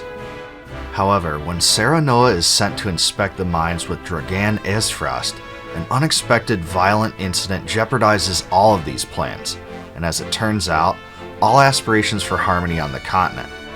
So right off the bat, you'll witness how real the story gets. Both it and the characters are dark and gritty, and you'll get Tactics Ogre and Final Fantasy Tactics vibes from the get-go. The most important characters alongside Serenoa are his best friend Prince Roland, the strategist Benedict, and Serenoa's fiancée Frederica. However, you end up meeting and recruiting many other characters throughout your journey. But honestly, the sheer number of characters introduced right at the start was a bit overwhelming, but I think the game does correct this a bit, and it's easier to piece things together as the game progresses. If you're into grid-based tactical RPGs, you'll already know what to expect from the battles. Each character can move once and take one action on their side's turn, and the player and enemy turns alternate. Battles have set victory and defeat conditions that are displayed on the screen immediately prior to the battle, and in the preparation phase, you can alter your unit placement before entering combat. Also, each individual character fills their own niche. There are pretty rigid archetypes here. For instance, Serenoa is a swordsman with balanced offensive and defensive abilities. Roland is a damage-dealing spear knight that can travel long distances on each turn. Benedict is a tactician that specializes in buffing your characters. And Frederica is a pyromancer who can use fire-based offensive spells. All the other characters you can recruit have their own classes as well, and no character can change their archetype. However, after fulfilling some basic prerequisites, including level thresholds, you can upgrade a character's class so that they gain new abilities and become more powerful. For instance, Serenoa starts as a swordsman, but he can become a sword fighter when he reaches level 10 and obtains a Medal of Bravery. After that, he can become a sword master when he reaches level 20 and obtains a Medal of Valor. So yeah, there's a single progression line when it comes to classes for each character. There are lots of classes represented in Triangle Strategy among all the different characters, so there's definitely a lot of variety with lots of great unique abilities that are fun to experiment with. Switching characters in and out of my party to find the ones I like best was probably my favorite aspect of the gameplay. Character abilities expend TP, which function like magic points. You gain some new abilities simply by leveling up, but some abilities require being promoted to the next class in your character's line. There are also special Quietus skills that are much more powerful than regular TP skills, but can only be used a limited number of times because they require scarce and precious Quietus points. You start the adventure with the ability to use one per battle, but you can eventually get more as you progress. Outside of the promotion system and abilities, your characters can also scale higher in power by upgrading their weapons at the smithy, which you can unlock in Chapter 2. Expending coin and items to do this not only increases the damage potential of the weapons, but can also add special weapon abilities that can be used in battle. This was yet another layer of customization that I loved, and everything worked together to allow me to choose not only which characters to prioritize upgrades for, but also which method I should use to do it. The HD 2D graphical style that Octopath Traveler made famous works absolutely perfect here as well. It successfully combines the best aspects of the visuals we remember from RPGs long ago with an updated look. The 2D sprites look great in tandem with the 3D maps, just as in Final Fantasy Tactics. Panning the camera works perfectly, and it's easy to get a good view of the battles even with varying elevations and structures. The environmental quality is about the best I've ever seen for a game like this too, and you'll notice it right away. The colors are bright, the structures and objects blend in perfectly with the battlefields, and even small things like the shimmering water look amazing. Honestly, I expected the navigation to function exactly like Octopath Traveler's, but it really doesn't. The graphical presentation itself is similar, but in Triangle Strategy, when you have control over movement, you're mostly moving through a rotatable area rather than a straight-up 2D view like Octopath Traveler featured. If Triangle Strategy had one unique facet that sets it apart from all other tactical RPGs, it would be the Scales of Conviction system. At various points throughout the story, your primary characters cast their ballots to make key storyline decisions, and Serenoa technically doesn't get a vote. He can only break ties. However, you can influence the way the votes go through dialogue decisions, which can alter the circumstances significantly. It definitely is possible for the player not to get their preferred outcome, and each choice you make alters your conviction levels. In addition, the recruitment of certain characters is only possible with specific conviction value requirements. This means you won't be able to recruit all the characters in a single playthrough. Who you end up with is completely tailored to your choices. The system allows you to call the shots on the story, which can split into several distinct branches based upon your choices. It is truly a creative and well-designed method to make each playthrough a unique experience, and it really was a fun treat for the player. Personally, I had a good time mulling over several decisions I wanted to make. Based on your decisions, you'll ultimately receive one of 4 different endings. The first 3 are more or less standard endings depending on which conviction values Serenoa has the most of. In other words, they're separate unique endings for utility, morality, and liberty. For the 4th ending, well, let's just say there's basically no way you'll get it unless you read up about how to do it. It requires a few prerequisites and is fairly difficult, but it is considered the best ending. I really had to praise the soundtrack too. It's really on another level. The main theme rings through my head the same way many of the great RPG classics do, and there's so many more great tracks here too. Unshaken Conviction, Unwavering Spear, Pride of the Three Houses, and Until That Day are among the best. It has more than 70 orchestral quality songs, my favorite of which I've spread throughout this video. The composer was Akira Senju, who wasn't involved in Octopath Traveler at all, but the style is somewhat similar. I think it's about as good as you're gonna get on the Switch, and it's the best modern RPG soundtrack I've heard in a long time. When it comes to odds and ends, I loved how the tile overlay colors made it extremely easy to understand where I could move to and which units I could attack. I also wanted to praise the pincer attack functionality, where you gain an extra attack if you manage to flank an enemy along with an ally. It was just a fun idea that always gave me something else to consider when I planned my attacks. Many reviewers have criticized the game's dialogue length. Indeed, in between battles, you're often subjected to lengthy storyline segments, some of which last longer than 5 minutes at a time. I did notice though that some of the longest segments seemed to be packed into the first few chapters, and that they actually became progressively shorter as the game moved along. I don't mind the storyline segments though, because I'm kind of the player that really gets invested into RPG stories like this anyway. In fact, I think the character development quality was off the charts. The story was a real joy to follow. I thought about this long and hard, and I honestly think Triangle Strategy is one of the greatest tactical RPGs ever released. Its few flaws don't detract from the awesome battles, the dark and interesting story, and the fantastic soundtrack. The Scales of Conviction system opens up so many possibilities in the gameplay, and there's just so much to discover. There's even several different difficulty levels to tweak it to your desire. This is absolutely a game worth buying, so get it now. It's available on both Nintendo Switch and on Steam. If you're a retro RPG fan like me that's mostly given up on modern games, this is the perfect one for you.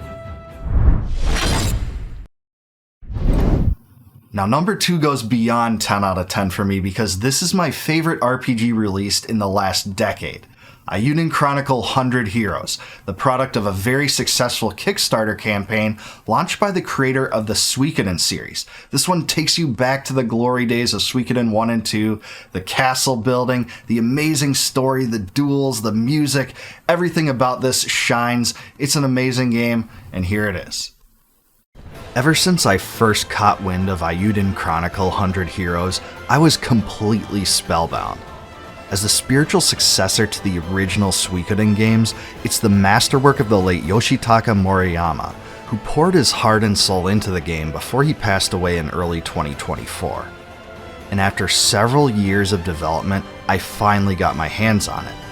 But does it provide the same level of enjoyment of the old Suikoden games and properly replicate their essence? I'm gonna let you know in this video. Before I do so though, please like this video, subscribe to my channel, and let me know if Eiyuden Chronicle 100 Heroes has been on your radar, and if you plan on giving it a try in the comments below. The world of Eiyuden Chronicle 100 Heroes takes place in Alran, a diverse land of many cultures and values. The story starts out in a remote corner of the world, where the main character Noah decides to join the Watch to help people and explore. There's the big burly leader guy, the mysterious traveling swordswoman, and the conceited gal. It's your typical ragtag group from the frontier. Also, it's worth pointing out that Noah fights with these cool one-handed blade slicer thingies. It certainly doesn't get much better than that. Anyway, in the process of seeking adventure, Noah and his new friends take part in a joint venture between the League of Nations and the Galdian Empire, one-time foes who are working together on a joint mission. In the process, Noah and the Watch meet Sane, a gifted young lieutenant of the Empire. As they journey into the forest and then the rune barrows, they learn that the Empire has discovered technology that amplifies the power of rune lenses, devices with magical energy. They also find out that their secret objective is actually to retrieve a primal lens, a giant rune lens with legendary power. After finding the object, 6 months pass and it's revealed that the League of Nations has allowed the Galdian Empire to study its power.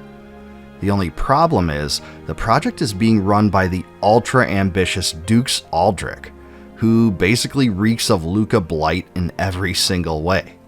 In fact, there's vibes from Suikoden 2 all over the intro of this game, with a tenuous peace being threatened by the fires of war and conquest. The visuals in Eiyuden Chronicle 100 Heroes are mostly a throwback to the great RPGs of the past, but with a few twists as well. The actual approach is something of an HD 2D style, but with larger character sprites. As the story plays out, you're also treated to distinct sprite animations that seem totally designed for specific scenes, and that was a total throwback to Suikoden 2. Even in the game's first hours, there's a refreshing mix of regions with color schemes to fit a diverse array of locations. In the game's first hours, you've got your lush green forests, dark and mysterious dungeons, sprawling towns, desert cliffs, and even a sunset on a bridge. There are also a lot of environmental graphics like leaves falling to the ground and lighting effects. And take a look at this Asian-inspired palace. This, in my mind, was truly one of the most beautiful parts of the game. Everything works in tandem to create a world that looks much bigger than it actually is, and I enjoyed the scenery throughout all of it. The vibrant colors really remind me of the old days, and the art style fits the game well. Everything just blends together. If you remember how battles worked in the first 2 Suikoden games, you are in for a treat here, because there are a lot of similarities. You have parties with up to 6 characters with 2 rows, and if you recall how the long, medium, and short ranges worked in those games, they're pretty much the same here, but the names are replaced by front, rear, and support. You're forced to work around these limitations when you're choosing the 6 members in your party, and that's still frustrating to an extent. But this also encourages you to experiment with a lot of the characters rather than just sticking with the same ones throughout the game. In combat, there's also a turn gauge in the top middle of the screen that shows the turn order, and this is crucial when it comes to helping you decide how to plan out your moves. Choosing to attack with a speedy character rather than using a healing item, for instance, can mean a game over. Eiyuden's auto feature has been revamped quite a bit. Instead of just having every party member attack like it did in the first 2 Suikoden games, auto makes each character act in predefined ways that can be tweaked by the player. For lack of a better description, it's a programmable AI system that lets you decide what the characters do when specific conditions are met. I haven't actually messed around with it too much, but it seems like the default settings for most characters seem to fit what I'd prefer them to generally do in random battles anyway. I really enjoyed using the auto option for most random encounters while carefully planning my moves during boss encounters. And if you're a customization fiend, you'll absolutely love this system. And speaking of random battles, they are few and far between. So much so, in fact, that the random encounter rate has to be the lowest of any RPG I've ever played.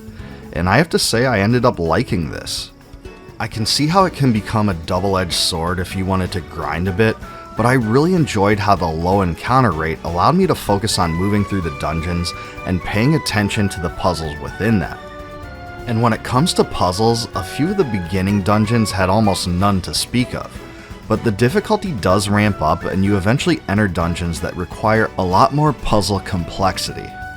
This one had me using switches to guide me down different paths, where I had to reach the end of each to illuminate the runes on a final door, which only opened after all paths were completed and explored. When it comes to battle commands, attack and item are pretty self-explanatory, but special attacks consume SP, which replenishes gradually if you don't use an SP-consuming attack. Rune attacks consume MP, which only replenishes through items or by resting at an inn. And finally, there are hero attacks, which combine the turns of 2 or more characters to perform a special attack together. If you remember Suikoden's Unite attacks, these are essentially those, with the only difference being that these ones consume SP, so they can't just be spammed every turn. The whole system is designed to closely emulate, though not totally replicate, the experience we all remember and loved. There's also an added twist with some boss battles, which have special combat mechanics called gimmicks. Through these gimmicks, your characters can actually interact with objects on the battlefield to avoid attacks and even unleash special ones against the enemy. For instance, in one fight, rocks fell down onto the battlefield, and in order to avoid a powerful laser attack, my characters had to hide behind them. In another, timing my attacks on a switch allowed me to drop boulders on the enemies rather than suffering the damage from them. This added a fun dynamic to a lot of battles, and it functions as a way to keep the player on their toes in key moments.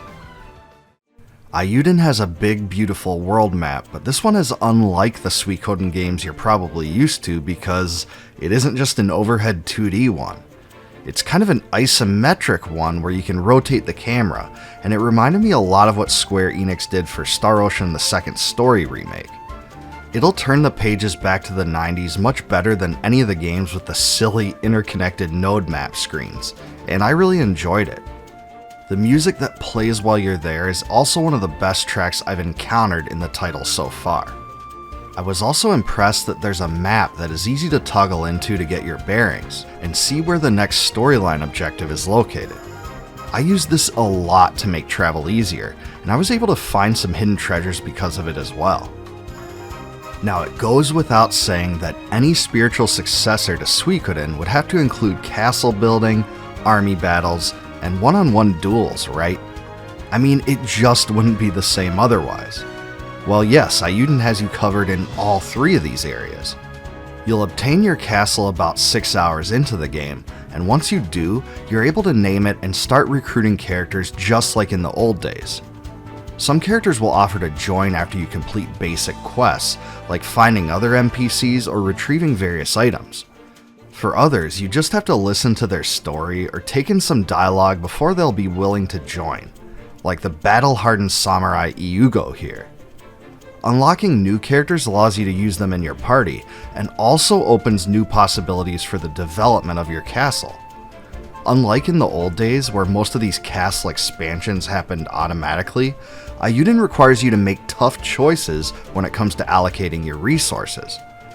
You use a special interface to do this, and some of the buildings have special prerequisites, like the recruitment of specific NPCs, specific buildings that already exist, and raw material thresholds. The army battles are a much bigger visual spectacle here, relatively speaking, and coming into them, I wondered if they'd be more like Suikoden or Suikoden 2. but after experiencing them, I can say they play out a lot more like Suikoden 2, where your units are on a grid with special combat objectives to fulfill. When your own units clash with enemy units, the camera pans down onto the battlefield, and you can catch a glimpse of the health meters of your major units while the fighting plays out. After enough damage is done, units will also decide to retreat back a bit to recoup. Allied unit stats, height advantages, flanking, and other factors seem to play into the results, and it's a real treat to see firsthand. I really enjoyed the rush of nostalgia these gave me because it felt like a more advanced version of the old army clashes I remember so well, and I know I'm not the only Suikoden fan that does. It's just a timeless part of the franchise that's replicated extremely well here. And remember the one-on-one duels that became such a recognizable part of the Suikoden games? I mean, come on, who doesn't remember Tyr McDole versus Teo McDole from the original? Well, fear not, because the duels of Ayuden function almost exactly as they did back then. Characters engage in dialogue with each other in each round, usually leaving clues as to what their next move may be.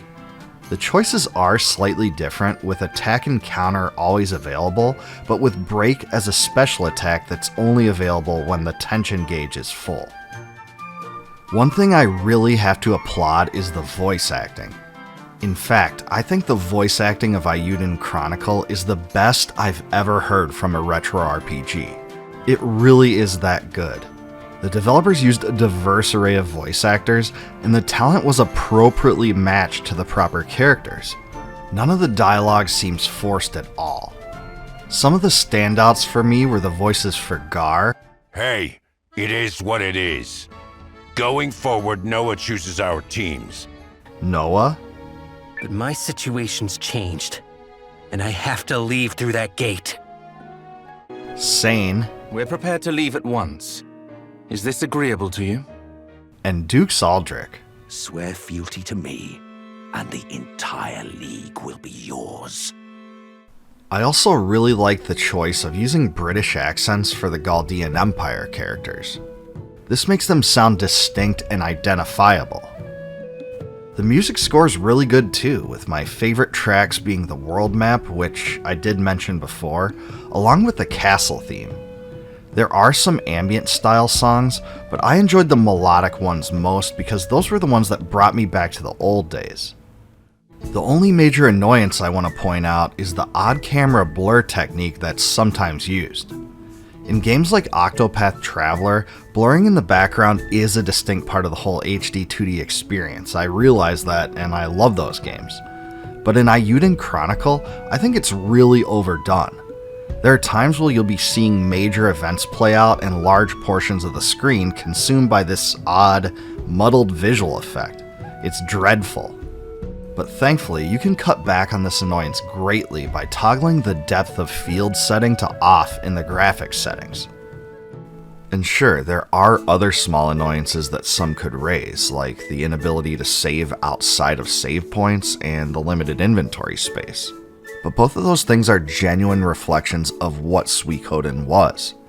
So even though I don't think I would have minded too much if those things would have been a little less limiting, I can understand them at the same time. When I take it all in as a whole, Ayuden Chronicle 100 Heroes is everything I wanted it to be. It brings everything I loved about the first Suikoden games into a new adventure, with an interesting plot, fun characters, the visual style I really enjoy, the army battles, duels, and runes. Basically every single aspect I could have asked for. One of the great things this title makes clear is that it isn't just trying to honor RPGs from the 1990s. It's actually a total tribute to the gameplay mechanics and visuals that deliberately echo that era as well. In the review kit I received, it's made deliberately clear that it strays from modern RPG trends by design, and I couldn't be happier with that choice. So yeah, Ayuden really checks off all the expectation boxes. But beyond that, it offers an experience all its own. And while I've been repeatedly comparing it to the first two Suikoden games, its story in particular really stands out in its own way as well. In this way, it's both Suikoden and its own thing, and that's good. This is definitely one of the best retro-style RPGs that's been released in the last 2 decades, and I think it beats out both Sea of Stars and Chained Echoes. I'm still on the fence as to whether it's truly better than Octopath Traveler 2, but I'm leaning in the direction that it is. This is a can't-miss title for everyone out there who loves the genre, and fans of the early Suikoden games will absolutely eat it up. So at number 1 is yet another 10 out of 10 Switch RPG, maybe objectively the best RPG released on the system, Octopath Traveler 2. This one takes what the first Octopath Traveler did and makes it even better with a new host of characters, amazing voice acting, beautiful graphics, and there's so many great, delightful things about this game. It's not my personal Switch RPG, but if it was yours, I don't blame you, so here we go. All of us retro RPG freaks have waited so patiently for a long time, but now we have it. Ever since Nintendo unveiled their announcement trailer for Octopath Traveler 2, I've been tracking the game closely. I've gotten so pumped up over what I expect to be Square Enix's latest HD 2D masterpiece. So now that it's officially released, I've been spending the last days experiencing it for myself, and I wanted to give you all the scoop on it. And I just have to admit, as time led up to this point, I created a list of checkboxes in my head. Does it live up to the hype, or is it just a reskin of the original? What's this day-night system we keep hearing about? And perhaps most importantly, does it push the series forward in fun and innovative ways? I'll answer all of these questions about Octopath Traveler 2 in this video. Before I get into that, please like, subscribe, and click the bell below for future retro gaming content from yours truly. Now, let's dive into Octopath Traveler 2. As its name implies, Octopath Traveler 2 gives us 8 new protagonists with 8 different stories in 8 different settings. They're the focal point of the entire game. Hikari is a warrior and prince of the country of Ku, where ceaseless war has plagued his people. Driven from his hometown, he sets off to find his former comrade in arms and end the bloodshed for good. Agnia is a dancer from the Leaflands with big dreams of stardom. She seeks to bring great joy to others just as her mother did before her. Ochette is a hunter on Totohaha Island and lives alongside her fellow beastlings. After learning of an impending calamity, she sets off with her fox Akala and owl Mahina to search for help. Temnos is a cleric from the mountainous Crestlands, where a tragic incident turns his world upside down. The event leaves more questions than answers, so he sets out to solve the mystery behind it. As a member of the Black Snakes, Throne is a thief from the bustling Brightlands. After so much time spent stealing and cleaning, she becomes disenchanted by the cycle of violence and yearns for freedom. Casti is an apothecary with amnesia from the port town of the Harborlands. As she cares for the well-being of others, she follows a trail of clues in an attempt to discover her identity. And then there's my 2 favorites, Oswald and Partitio. Oswald is a scholar filled with a thirst for vengeance after being wrongly sentenced to life in prison for the murder of his wife and daughter. In the bitter, snow-covered Winterlands, he plots his revenge. Partitio is a free-spirited merchant who aspires to make the world a better place for the less fortunate. In the process, he betrays some expectations of his profession. In terms of the story, each character has a fairly structured narrative with key plot points. That being said though, Octopath Traveler 2 also gives the player the freedom to make certain important choices that push the narrative in slightly different directions. For instance, you have the full liberty to choose who Throne confronts after learning a terrible revelation that involves multiple bad actors. In the same way, when you play through Ochette's story, you have to choose which animal companion to take along with her. These decisions are all up to you, and the story plays out differently depending on your choices. In addition to this, there's also crossover scenes where travelers meet each other. I think the branching paths and the crossover scenes make quite clear that the developers made a much more conscious effort to connect the stories together, even if only in minor ways. That was something many players clamored for, so I can see why they made these changes.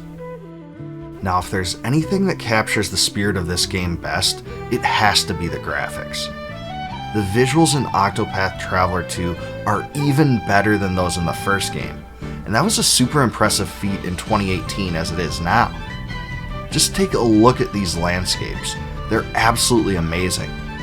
Story sequences are often enhanced by a panning camera that brings the size of the world into view in a noticeable way, and I couldn't get enough of it. And even the environmental effects are striking. The shimmer of the water, raindrops in the night, sunlight shining upon towns, and snow falling from the sky all look absolutely phenomenal. Octopath Traveler 2 utilizes the same HD 2D graphical engine the original so famously popularized. The classic character sprites look straight out of a 16-bit or 32-bit retro RPG, complete with their own individual styles and awesome scene-specific animations. So this pretty much confirms that I was born for this game.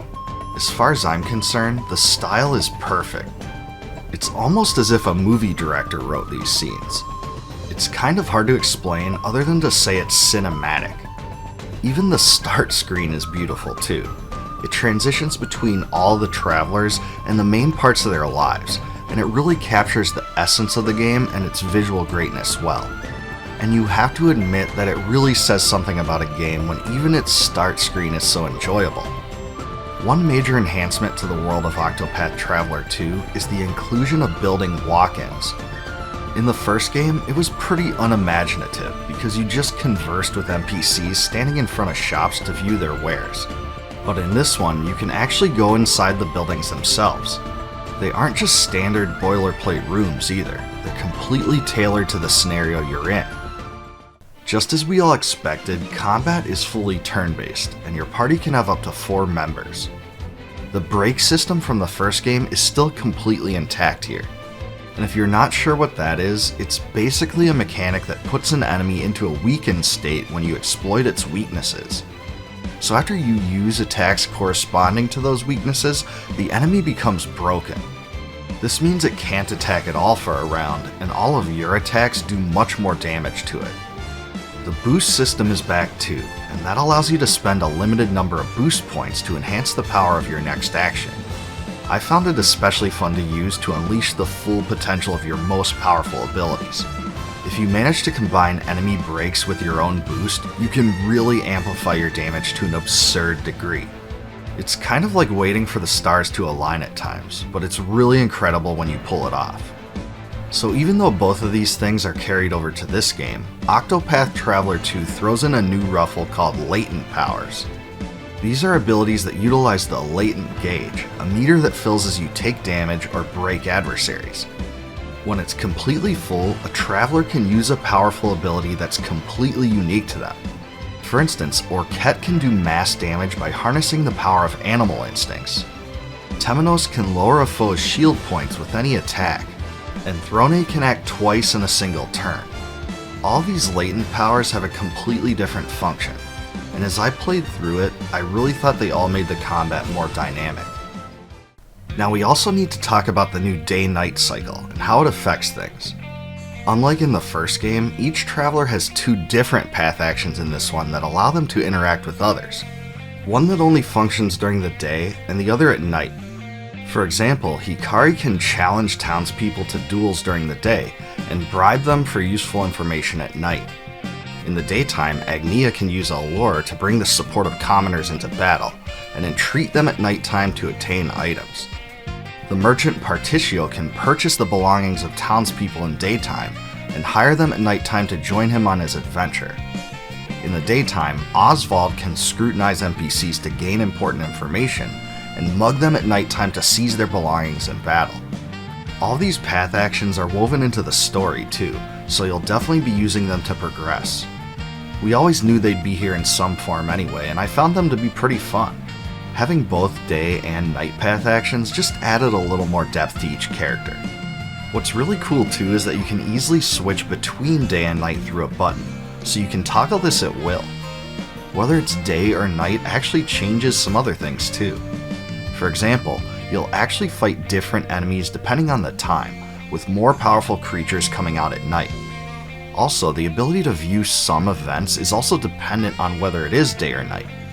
So I have to say, it really seems like the day-night system was integrated into the gameplay in several different creative ways. It also made the various environments fresh, because you weren't just viewing them in the same way every time you saw them. I just have to give this aspect some props because I wish more titles used this kind of feature. Everyone who played the first Octopath Traveler knew that each character had their own clear-cut permanent job, but Octopath Traveler 2 gives each of them the ability to adopt a second one as well. Adding a secondary job grants several benefits, including the ability to equip the weapons of both jobs. Now I'd say that's cool enough as it is, but they also allow you to learn some of that secondary job's skills. For instance, you could have the warrior Hikari obtain healing skills, or give the dancer Agnia the ability to use hunter attacks. Temenos could use axes, and Oswald could use swords. The combinations are virtually endless. To unlock secondary jobs, you have to seek out skill guilds throughout the world and complete side quests for licenses. You can learn skills in any order you choose by spending job points. When you learn enough, you can also unlock support skills, which are passive bonuses. You can only equip 4 of these at a time, but they really allow you to increase the usefulness of your travelers and customize them for the role you want them to play. There are also some secret, all-new advanced secondary jobs that aren't represented by any of the characters, and those are probably the aspect of the game I'm most looking forward to exploring. I think almost everyone that plays this will be struck by the soundtrack right away. It's immersive, complex, and a real joy to listen to. It brings back Yasunori Nishiki, who composed the score for the first game as well. The main theme from that one seems to be back here, as well as the battle theme, but everything else seems to be completely new. And this means new themes for each of the new travelers, all of which are totally distinct. For instance, Hikari's is in a classical style, and his kinda reminds me of battles that took place in the ancient past, so it's perfect for his chapter. In contrast, Particcio's theme uses jazz guitars and saxophones, and has a totally different vibe that fits his Western theme story well. Throne's track features vivid string instruments and captures the passion of her inner conflict, and Oswald's is filled with the sorrow his character must be going through. It just seems like every track is appropriately matched with scenes in the game, and the emotional quality really shines through. So does Octopath Traveler 2 weave all the characters together into a single united storyline narrative? Well, not really. Even though the developers made conscious strides to create some conversation scenes between the characters, this is still a game that's much more about the characters themselves and their individual arcs. That might not be a good thing for some people, but it is for me because I think it still works for the style of game this is. If you're stuck trying to decide which character's story to choose, I recommend Oswald's. His scenario is filled with sadness, depravity, and a compelling quest for retribution that I really found interesting. The whole thing has a Shawshank Redemption vibe to it, and I think that's pretty awesome. So there you have it, guys, 10 Nintendo Switch RPGs that are 10 out of 10. This list was difficult to make. There's several honorable mentions like Super Mario RPG, but there's probably others too, so I want to hear from you on that. Let me know in the comments below which other Nintendo Switch RPGs deserve to be rated 10 out of 10. Please like this video, subscribe to the channel, and consider supporting me by becoming a Patreon patron or a YouTube member for special perks like advanced viewing of my videos. And of course, until I see you guys next time, take it easy.